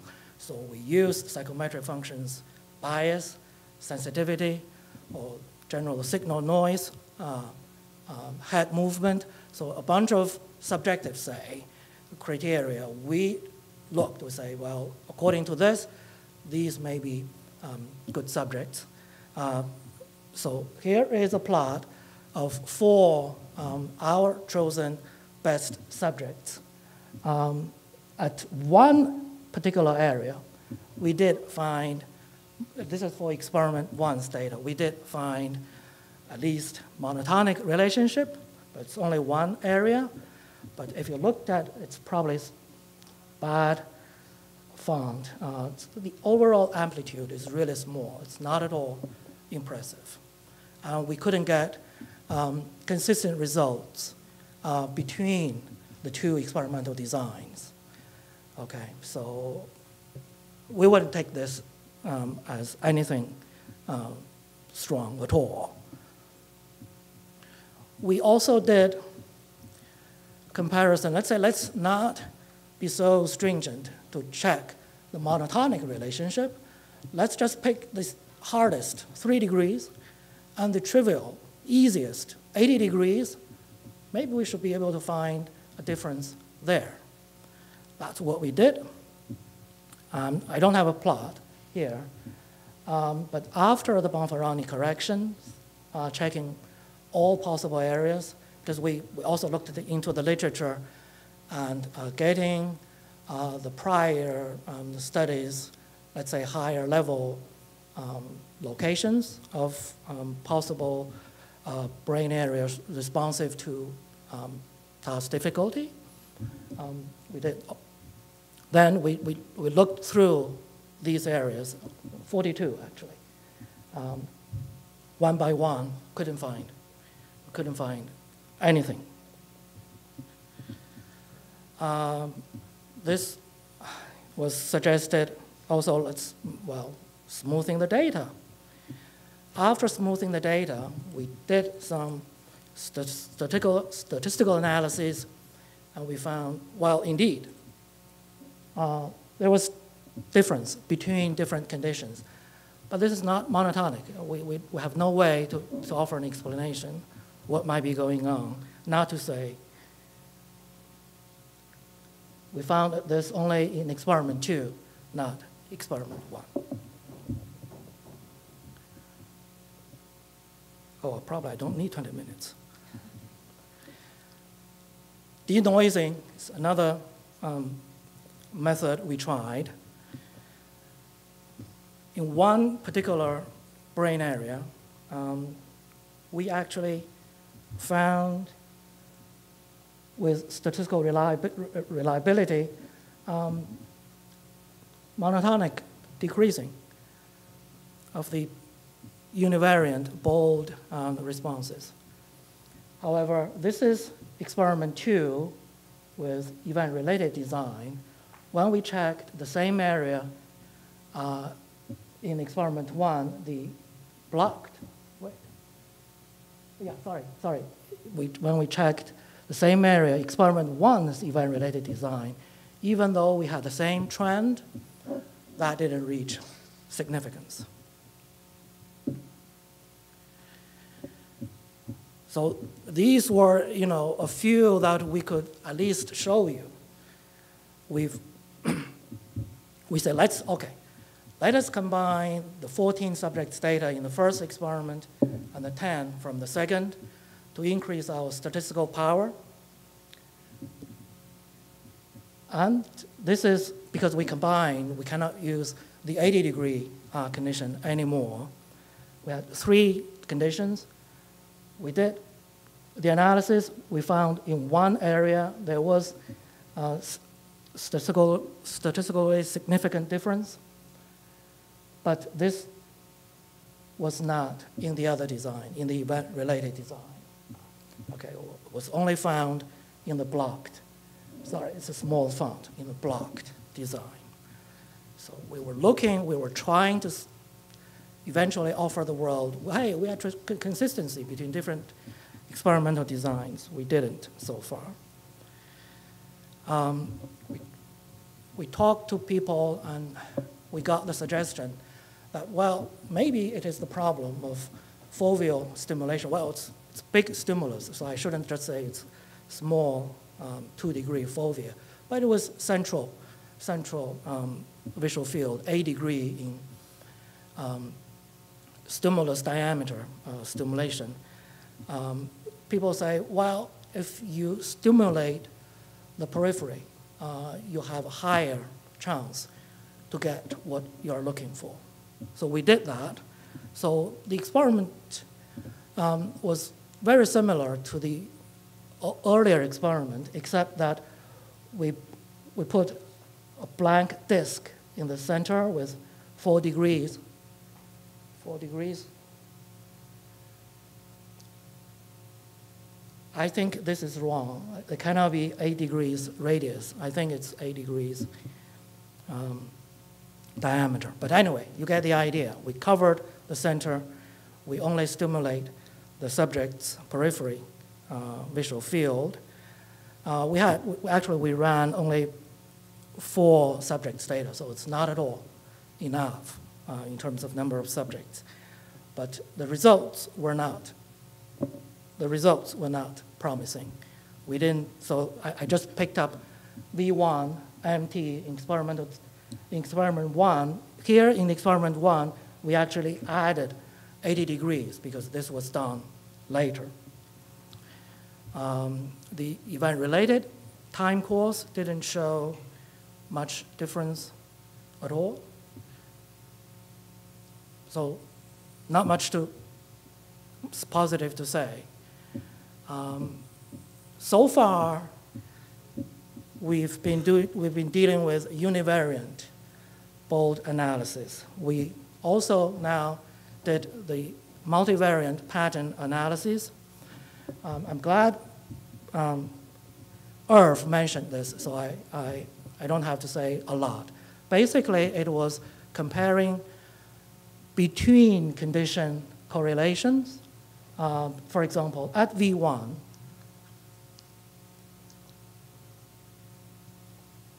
sorry, this should be within, I'm really sorry. Between conditions at V1, condition 3 degree versus 15 degrees, for example, it's 2 separate conditions, versus the within condition. You just check self-consistency. When you have this 3 degree at V1 stimulus condition, whether you have better correlation. So this should be within, I'm sorry. This, we got maybe not surprising at all to you guys, but we were happy because at least this was showing with statistical significance in visual areas, higher within correlation than the between correlation across the visual areas. I'm sorry about these terrible colors. I just copied from the Excel and they turned into this color. And we checked both designs. I'm sorry. This should be the other design. This should be event-related design. So in the event-related design, as in the block design, we had very similar results. That is, the within consistency was higher than between consistency. So maybe that was expected, but at least it says that the data was not completely noisy, was not completely nonsense. The data showed something as expected. So what can we conclude? We originally thought that it should be easy with this very simple experiment to demonstrate the modulation, maybe at the visual areas, and if not, maybe higher areas down the stream. We didn't find that. We did find sensible results in terms of within subjects' behavior between the 2 designs and within the same experimental condition than between 2 different experimental conditions. And now we're looking back. I would say, even though, as Zhong-lin and Bosco both said, their 2008 PNNS paper was not emphasizing on the aspect of the flat, bold function as a function of the task difficulty or what they call precision of the angular deviation. I think given our result, even though our result we don't know, their result probably deserve more attention. Maybe it has some it has something very meaningful there. And finally, I would like to thank the people we asked for criticism, suggestions, and comments. Thank you very much.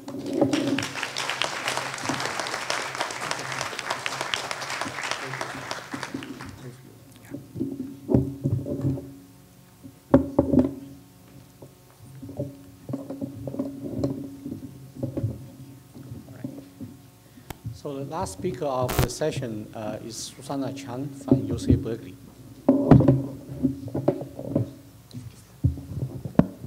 Thanks, Zhong-lin. First, thanks for staying behind. I think like a lot of you, I really wish I didn't have to be here, but given what had happened, we couldn't change the fact. I'm still happy to be here to share with you what, the Bosco home I have known for 20 years. And I call him the translator, and I hope you will understand why later. So how did it all begin? This was a picture taken at Steve Mansfield and Wendy Bejer's apartment back in Minneapolis. This was actually the farewell party that Gordon slept through for me and also Bosco. The two of us left the lab about the same time. So first, thanks to Gordon, who allowed me to do a postdoc with him. That was where I met Bosco. I was doing my 10-month postdoc with Gordon, and I overlapped the whole time during the last part of Bosco's PhD work. So, so you can see this. However, when I was in Gordon's lab, I would have to say that I didn't really know Bosco that well. I hardly spoke to this guy. Because, one of the reasons is because this guy, to me, only came to the lab at 2 or 3 in the afternoon. So to me, it's kind of like half of the day was gone, right? And he probably stayed for 2 or 3 minutes talking to Gordon, maybe Steve Mansfield, and then left, right? So I didn't really get the chance to talk to him much, didn't really know him well. Also, I work on the low vision reading grant, and he worked on more than normal vision, like some of the things that Gordon already showed you. But the other thing is that I find it very intimidating to talk to Bosco. And you may laugh at this, given how well you know Bosco. But at that time, just think about it, right? So Gordon would say something or ask a question. Within 10 milliseconds, Bosco would come up with 10 different explanations, 10 different scenarios, and 10 different methods to answer this question. And I was still sitting there wondering, what did Gordon just ask, or what was he really like asking us? But Bosco already did all of those things. So to me, it's just really intimidating to be talking to him. But the other thing is that I remember a few months after I joined Gordon's lab, I talked to my PhD advisor, Dr. Harold Bedell, and he asked me, so how was it like to be in Gordon's lab, given that it was my dream to work with Gordon? And I said, you know, they don't speak English, they speak math. So I remember, sorry Gordon, but like Gordon, Steve, and Bosco, when they talked, there were all these equations, Greek symbols, and all this thrown into the conversation. And I thought, do they actually speak English at any given point? But so years later, I know Bosco really well, and I think that was actually his talent. He could actually translate things to suit the person he's talking to. So for example, when Gordon could understand math really well, he would translate things into more than mathematical terms so that Gordon could actually understand what Bosco wanted to say or explain a poster. But for me, he's kind of here and I'm there, right? So Bosco also has the talent to be able to translate a lot of difficult mathematical concepts to me, but taking out all the math. So for example, I learned about the ideal observer model from him. So Gordon already showed you this paper. That was our first co-author paper. So that was, Gordon already talked about this. But I wanted to highlight this, which Gordon already showed you, the Appendix A. But that's also an Appendix B. Now, if you actually know me, you will know that there's just no way Susana could actually write this. So I want to highlight the contribution of Bosco in a lot of the my papers or my papers with him. But for example, things like that really scared me at that time. I remember reading the Galley proof when the two of us drove from Fort Lauderdale after Harvard to the first VSS, or the second VSS. But now I'm actually okay with dealing with this. So that's really, I have to thank Bosco for helping me a lot. So this was happier time. This was taken at Gordon's book release party. By that time, Bosco and I already have quite a few co-author papers. And this possibly was my last picture with Bosco. And it was taken in Switzerland. So thanks to Michael Herzog, who organized the crowding workshop at that time. So, and also gave me this memory. So that's Dennis there and Josh Solomon. And gave me this memory or last picture that I had with Bosco in such a lovely setting. So I already told you how Bosco, the talent of Bosco of translating things into different languages, right, to people, depending on what the person could understand or not understand. But to me, other than this talent, Bosco is also a translator because despite the fact that he wasn't a clinician, he has contributed a lot more to research dealing with people who have disability than probably I have. And I would like to share with you some of the work that he has done. So I'm going to show you a few examples of the things they have done with other people, and then I'm going to talk a little bit more about 2 projects that I had the honor of working with him. So this is one of the things that he helped Gordon with, and they call this the Digital Sign System, DSS. I remember when they were still developing this back in Minnesota, we made a lot of fun about DSS versus VSS. So at least now you get to see the DSS at the VSS. So what they did was, the idea was that GPS doesn't work that well indoor for navigation. So people who are visually impaired may not be able to, for example, find the doctor's office, or maybe in a building may not be able to find a certain professor's office. So they wanted to have this tag to tag the major features or the rooms. So for example, office numbers and all this, so they can actually tag all these places. And the user is supposed to hold this tag reader, and then they actually call this the magical searchlight. That was a much bigger version of this before. So that you can actually kind of scan through the corridor, and then when the tag reader finds the tag, then it could identify it and maybe undistorted it, and because the user may not be getting it in the right front view, right? And then basically also provide the information to the user. So for example, maybe like 20 feet ahead of you on the right is a water fountain, or maybe that's an elevator, like things like that, so that it helps people who are visually impaired for indoor navigation. So this is how the tag looked like in real life. Bosco, you already heard a lot of great things about Bosco, so he's always willing to give time to other people. So he also helped to co-mentor Samantha Cunningham, a PhD student already graduated from the Don-Henley Eye Institute. So Samantha was interested in looking at the V1 responses in people with retinitis pigmentosa. So this paper, basically what they show was the correlation of vision loss with tactile evoked V1 responses in people with retinitis pigmentosa for 3 different tasks. One is this symmetry discrimination, so it's the shape discrimination task. The other one is the Braille dot counting, so how many Braille dots were there. These were all done in the scanner. And the third one is the sandpaper roughness, so which one is rougher than the other. Now, besides visual impairment, Bosco also contributed his skills and knowledge in other types of disability. So he helped Benjamin Fowles, who was an adopted PhD student because Ben's original PhD advisor left USC. So that also tells you how generous Bosco was in helping other students. So Ben's interest is more in lip reading, so for people who have hearing loss, so they can actually understand speech by looking at the lip. So this paper deals with visual speech discrimination. So these are just some of the more recent work that Bosco did. Another project that Bosco worked with Gordon was that Gordon assembled a team of people to work with the FAA to basically try to redesign the space inside major airports so that it will be easier for people who are visually impaired to navigate in an airport. So this technical report was published just a few days after Bosco passed away. So now I'm going to talk to you briefly about 2 projects that I had the honor to work with Bosco.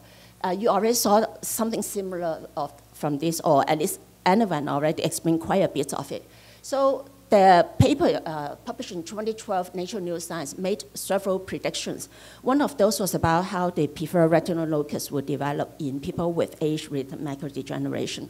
So I'm not going to go into the details of this, but maybe one thing that I should point out. So this is, let's say, someone with normal vision before they develop the central scotoma. So that will be the fovea. In each case, that's the fovea. This is how many saccades they need. It's a simulation. So if you look at 2 locations, isoeccentric with respect to the fovea, then what they predicted is that the crowding zone, and he also explained what crowding was, will be elliptical because that's in the normal periphery as shown by Dennis Levi, and next to it elliptical with the major axis pointing toward the fovea. So in this case, the ellipse oriented this way, that one will orient that way. But after somehow the scotoma was there and the person developed one of these locations, the serial crowd location, as the preferred retinal locus, PLL, then as Anirvan explained, the model predict that the crowding zone will be circular at the PLL location. But the interesting thing will be to look at the crowding zone at a location away from the PLL, so we call it the para-PLL location. So before the scotoma developed, this one points toward the fovea. So the prediction of the model is that if this is the PLL, then this elliptical crowding zone now should kind of rotate from the fovea more toward the PLL. So the orientation should be like that. So we empirically tested that in the lab. We used a scanning laser ophthalmoscope SLO that allowed us to present lateral stimuli on not the screen, but through the SLO, while we actually captured the retinal image. So we knew exactly where the letters were presented. So this was from one of the observer, S3. This is the microlesion area with the non-functioning fovea, F. And that's the preferred retinal locus, P. And this is where we were going to test as a para-PLL location. So we pick a location that will give us the maximum chance of seeing the turn of the ellipse from pointing toward the fovea to the PLL. So, so on this trial, we presented two letters to the observers. So one will be at the testing location. The other is at different meridians. So they were supposed to identify this one. And Anirvan already kind of show you the data. So the blue area represents the lesion area, P is the PLL, and the pink one is the crowding zone superimposed on the preferred retinal locus. So it's a little bit roundish. The major axis is not quite pointing toward the fovea. And this is the testing location. So we were hoping, like the ideal case, of course, science is not ideal. Well, most of the results for science is not ideal. But the ideal case is that we could see an ellipse that just completely points toward the PLL. That would be what we wanted. But in life, like a lot of things we cannot control, so we didn't see that. So instead, what we saw was a little bit messy.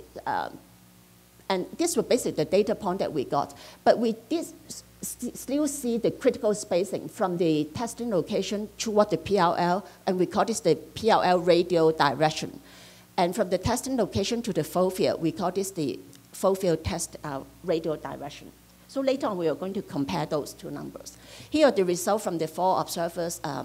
Anirvan already showed you this. So you can see that in each case, we did not really just see one single ellipse pointing toward the PLL.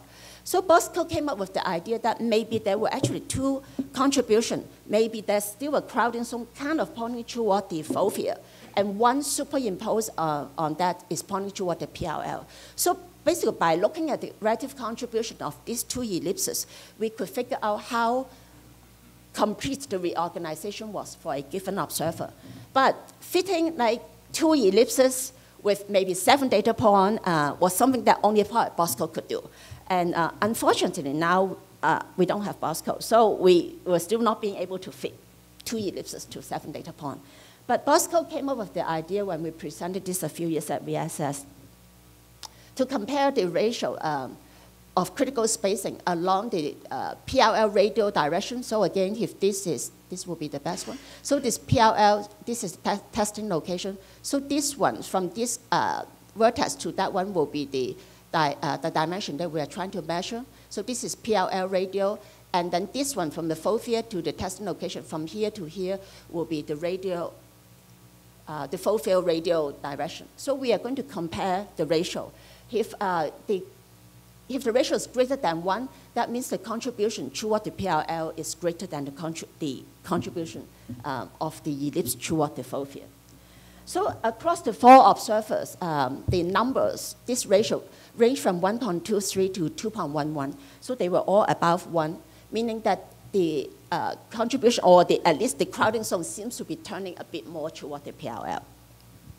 So the data look like the model predicted by Anirvan and Bosco from their 2012 paper was probably correct in predicting how, or in helping us to understand how the PLL location may develop in people with age-related macular degeneration. The second study that I would like to talk about was one that I did with Bosco along with Julian Wallace, not Julie, a former postdoc in Bosco's lab. So that was published also right after Bosco passed away. In this particular study, what we tried to do was to understand object crowding in people with age-related macular degeneration. So a few years before this, Julian and Bosco already did a paper that looked at object crowding, not letter crowding, in people with normal vision. So they used a set of stimuli that were, 3 of the examples were shown here. So they included everyday objects in grayscale images like lamp, a book, boot, coffee mug, watering can, and my favorite, the rubber ducky. So in this case, so what we did was kind of repeated the experiment in people with AMD. So here, the 3 observers with AMD, their full field lesion, and also the dots represent their preferred retinal locus. So you know the eccentricity and where in the visual field the PLLs were. So what we measured was a contrast energy threshold, so for identifying the middle object. So and what we also did was to, of course, change the spacing between the flankers and the object, right? So we wanted to come up with a curve or a relationship between contrast energy for recognizing the middle object as a function of the spacing. So now if these 2 flankers are really, really far apart from the object, of course they would not affect the amount of contrast that you need to identify the object. So that will be kind of like here. It's like the contrast that you need to identify a single object. But when these 2 flankers start to come closer and closer, at some point, then they will start to elevate the threshold, so make it more difficult for you to see the object, and that's due to crowding. So at that point, we'll call this the critical spacing. And when these 2 flankers came even closer toward the object, then there will be a larger threshold elevation. But after that, then the threshold elevation may plateau, and that is the maximum one. Now, whenever these 2 flankers are really, really close to the object always remains in the foreground. So it's always like in front of the 2 flankers. So what we wanted to compare are the critical spacing, because it tells us about how much, like what is the extent of crowding. The baseline contrast that we need to identify the object, and then also the threshold elevation due to crowding. Now here we have the data from the 3 observers with AMD plotted in the black symbols. But in addition to the observers with AMD, for each observer with AMD, we also use an older, age-matched older subject and a younger subject with normal vision to try to mimic or maybe predict or model the performance for people with AMD. So the normally sighted observers were asked to perform the task using a gaze contingent display. So the stimuli were always presented at the same location and size as the AMD observer that they were trying to match. So these 2 observers were not the same as these 2. They were all different observers, matching the actual AMD observer. So, but the highlights or the main thing I wanted you to get from this is that if you look at the curve for the patients, they were all the highest one. So that means they all needed more contrast energy to recognize objects compared with the normals. And if you look at the critical spacing, they actually were not that different between the AMDs and the normal periphery. And the comparison of critical spacing is more summarized here. The black one represents the 3 observers with AMD, and these were the normally sighted subjects matched to the observer of AMD. So this is the PLL eccentricity for observer S1, and that's S2 and S3. So between 3 degrees to about 6.7 degrees. So you can see that the critical spacing were not different between AMD and normal periphery. But if you look at the contrast energy that you need to identify the object, this is almost like you can use it to represent kind of an uncrowded single object. They were as high as 4 times, it's like you need almost 4 times more energy to identify the object for people with AMD compared with the normal periphery. Now, if you look at the threshold elevation due to crowding, now we put the flankers there. And the observers with AMD also needed more energy, or the threshold elevation is also higher in AMD than in normal periphery, up to 2 to 3 times higher. So the conclusion or the implication of this is that for people with AMD to identify or for object recognition, the contrast deficit that exhibited by these observers is a huge bottleneck for them, in addition to crowding. And so if there's something we want or develop interventions or something to try to help people with AMD to recognize objects, we should focus more on, for example, contrast enhancement and all those things, instead of just reducing crowding. A few of you have asked me how we could come to this VSS this year when Bosco is no longer with us. So I would like to share with you a clip of a song that I really, really like.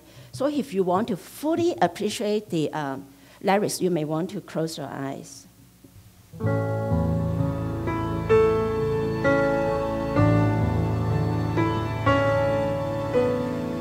Who can say for certain? Maybe you're still here. I feel you all around me. Your memory so clear.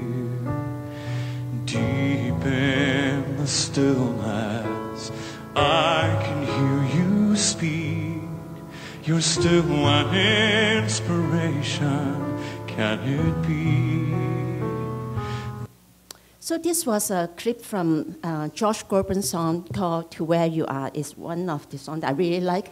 So in the song, this kind of implied that, like, even though Bosco was physically gone and no longer with us, I'm sure Bosco would love nothing more than us to enjoy the full VSS experience even without him. But the most important thing is that I think his spirits are still here with us. And so when you present a poster or a talk, just imagine what Bosco would say as if he was just standing next to you. But to me, the other important thing is the very last part before I clipped it, which is you are still an inspiration. So Bosco had always been an inspiration for me, and he will still be an inspiration for me, and I hope he will also be an inspiration for you. So this was a picture that Carissa sent me. She framed it in her living room after Bosco passed away. So she said that the reason why she really liked this picture, she actually asked me to use it at VSS here, is that she believed this represents what Bosco would think is heaven. So first you can see that, so this shows Bosco without shoes, sitting on the deck. So by a leg, I don't know where it was taken. But the most important thing is it has 3 of his most favorite objects in life, not people. I'm sure you guys can identify those: coffee, cell phone, and the laptop. So just remember that Bosco is probably in a happier place now. And I would like to acknowledge, like, the work that I showed with Bosco was funded by our grants. I would like to really thank Pretty and VSS for all their support and help with organizing this symposium. Personally, I really want to thank Gordon for giving me an academic brother, that, like, the most awesome academic brother that anyone could ask for. So without Gordon, of course, but without Bosco, I probably would not be where I am now. And like someone have said before, thank you to everybody, the friends and colleagues who wrote to me and also asked me to pass the message to Carissa for all your kind words and the support. And one last word, for the people who work very closely with me, I think I owe you guys an apology. So thank you for tolerating how incapable I was to work in the last few months. So a few words kind of on behalf of Carissa. So I saw Carissa in March and also Daniel. So Daniel just turned 10 on April 19th, so a few weeks ago. He's still a really happy kid, so don't worry about Daniel. Carissa is doing as well as she could, coping really well, really like exceptional well given the situation. So she really appreciated VSS organizing this, and she would love to be here with you guys, but for emotional and also practical reasons, she didn't particularly want to take too many days off because she needs the days to really take care of Daniel if something happened. So I hope you guys also understand why she could not be here with us. And she just wants us to thank you guys for all the support and all the people who helped her, like after Bosco passed away, including preparing for the funeral, and for example, Hanjin and some of the personal friends who live in LA for trying to check on them. So thanks again for coming to the symposium, and now we open this to the floor. Like if you have any comments you want to say to Carissa and Bosco, because this will be recorded, so please come to the microphone. Now, while we are waiting for the first person to go to the microphone, I actually have one thing I want to say to Carissa, because this is going to be recorded and I'll never get the chance. So to Carissa, thank you for allowing us to take away some of the time that you could have with your husband. Like if we had known that your time with him had been so short, we probably would have been a lot more encouraging for Bosco to not come to conferences, but stay home and share some time with you. So thanks, Carissa.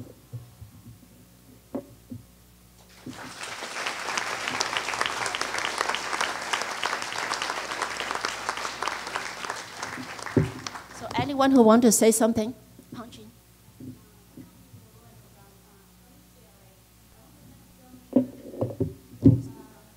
Microphone. No.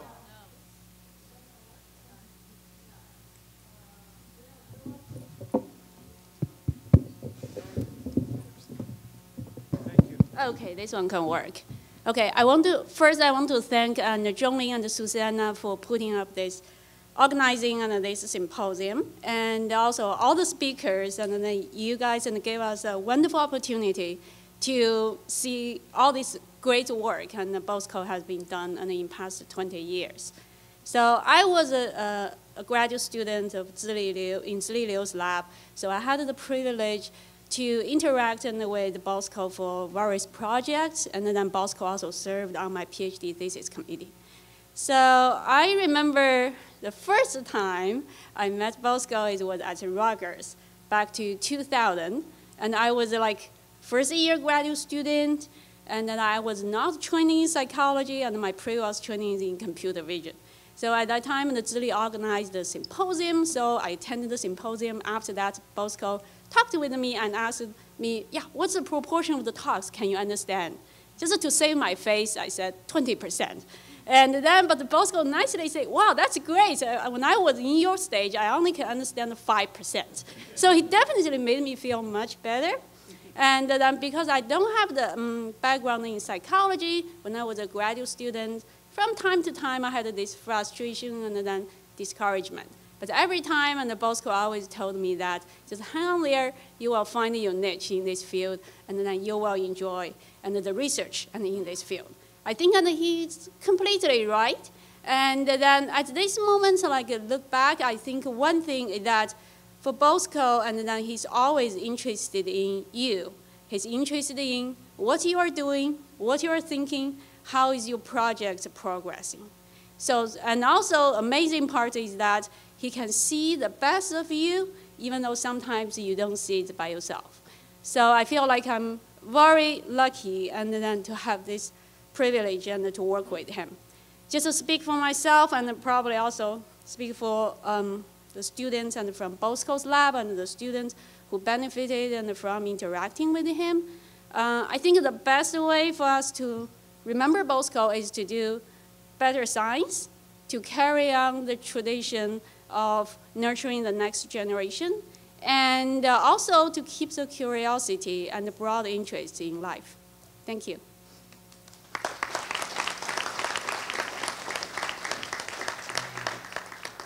Thanks so much for organizing this. I actually had a technical question on the research you just presented on when you were mapping the model versus the AMD patients. I was wondering if you tried any juvenile AMD individuals. They might give you a clearer distinction between the adaptation due to AMD versus the original basis for the retina and the normal organization. Thank you for the question. So in this particular one, when we measured the crowding zone at the off-PRL location, there were only 4. I think one of those was S4 was a Stargardt patient. But in the paper that I did not present here, but we implied my 2013 in Journal of Neuroscience, when we basically look at the crowding zone at the PRL, there were 11 observers. I think 4 or 5 of them have Stargardt, and they still show that roundish shape of the crowding zone. But of course, it's still not a huge sample size for us to really tease apart the year of onset and also like maybe really diagnosis. But that would be interesting to follow up. Yeah, thank you so much. And thank you for organizing this. I worked with Bosco at USC with the Human Connectome Project, and I know all of us are really grateful that you put this together. Thanks. Thank you. Anyone else who want to make a comment?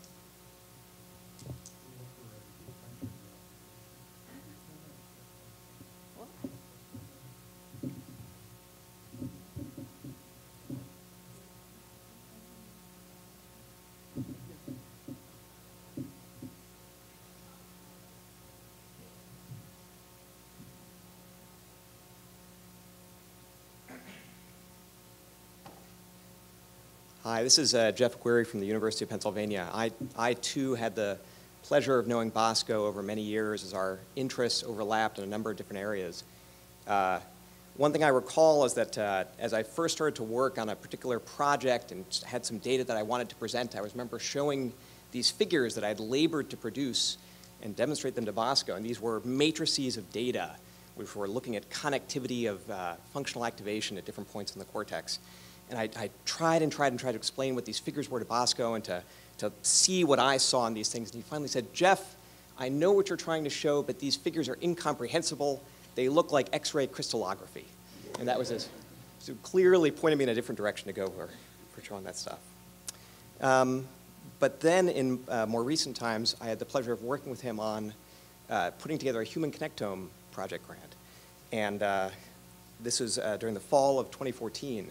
When we were most trying to do the writing and put together the piece. And for those of you who have worked on one of these U project grants, there's just an enormous amount of administrative components that go into making this. And the notion of writing this grant came to us and our colleague Jim Weiland, who was also at USC at the time, fairly late in this process. So it was just a day after day sprint of sort of putting together all these materials to submit this proposal. And this went right in through the fall and into the, sort of the first months of the holidays. Into 2014. And so we'd have these phone calls at all hours because, of course, separated by time zones across the country, it would be at all strange times that we would chat. And I just recall in the one memory I'll share of you with, of my conversations with Bosco leading up to this was that there came a Saturday when we needed to sort of meet and chat about this project in just the final days before this thing was due. And I was with family away at a gathering, and I called Bosco from a car parked out front of the house we were staying, and I had my laptop and my phone connected to cell phone service so we could edit this document. And I reached Bosco at the other end, and he too had a house full of family and friends because he was stepping away for a moment so that we could do these final bits of edits. And in the background, I could hear sort of the noisy chatter of happy people sort of filling his house. And he could only take even just a few minutes on that day to work on this project because he had to get back to meeting with the rest of his family and friends. So that's sort of my most cherished memory of Bosco, sort of sitting in a car on a cold fall day, chatting with him about this project. So, thanks.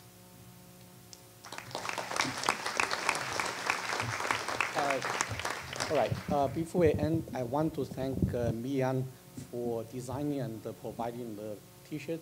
Let us remember Bosco. I would also like to thank all the speakers in the session and thank all of you for coming to this wonderful symposium. Thank you very much. And please return those papers on which you wrote comments or notes to Carissa back to me. Thank you.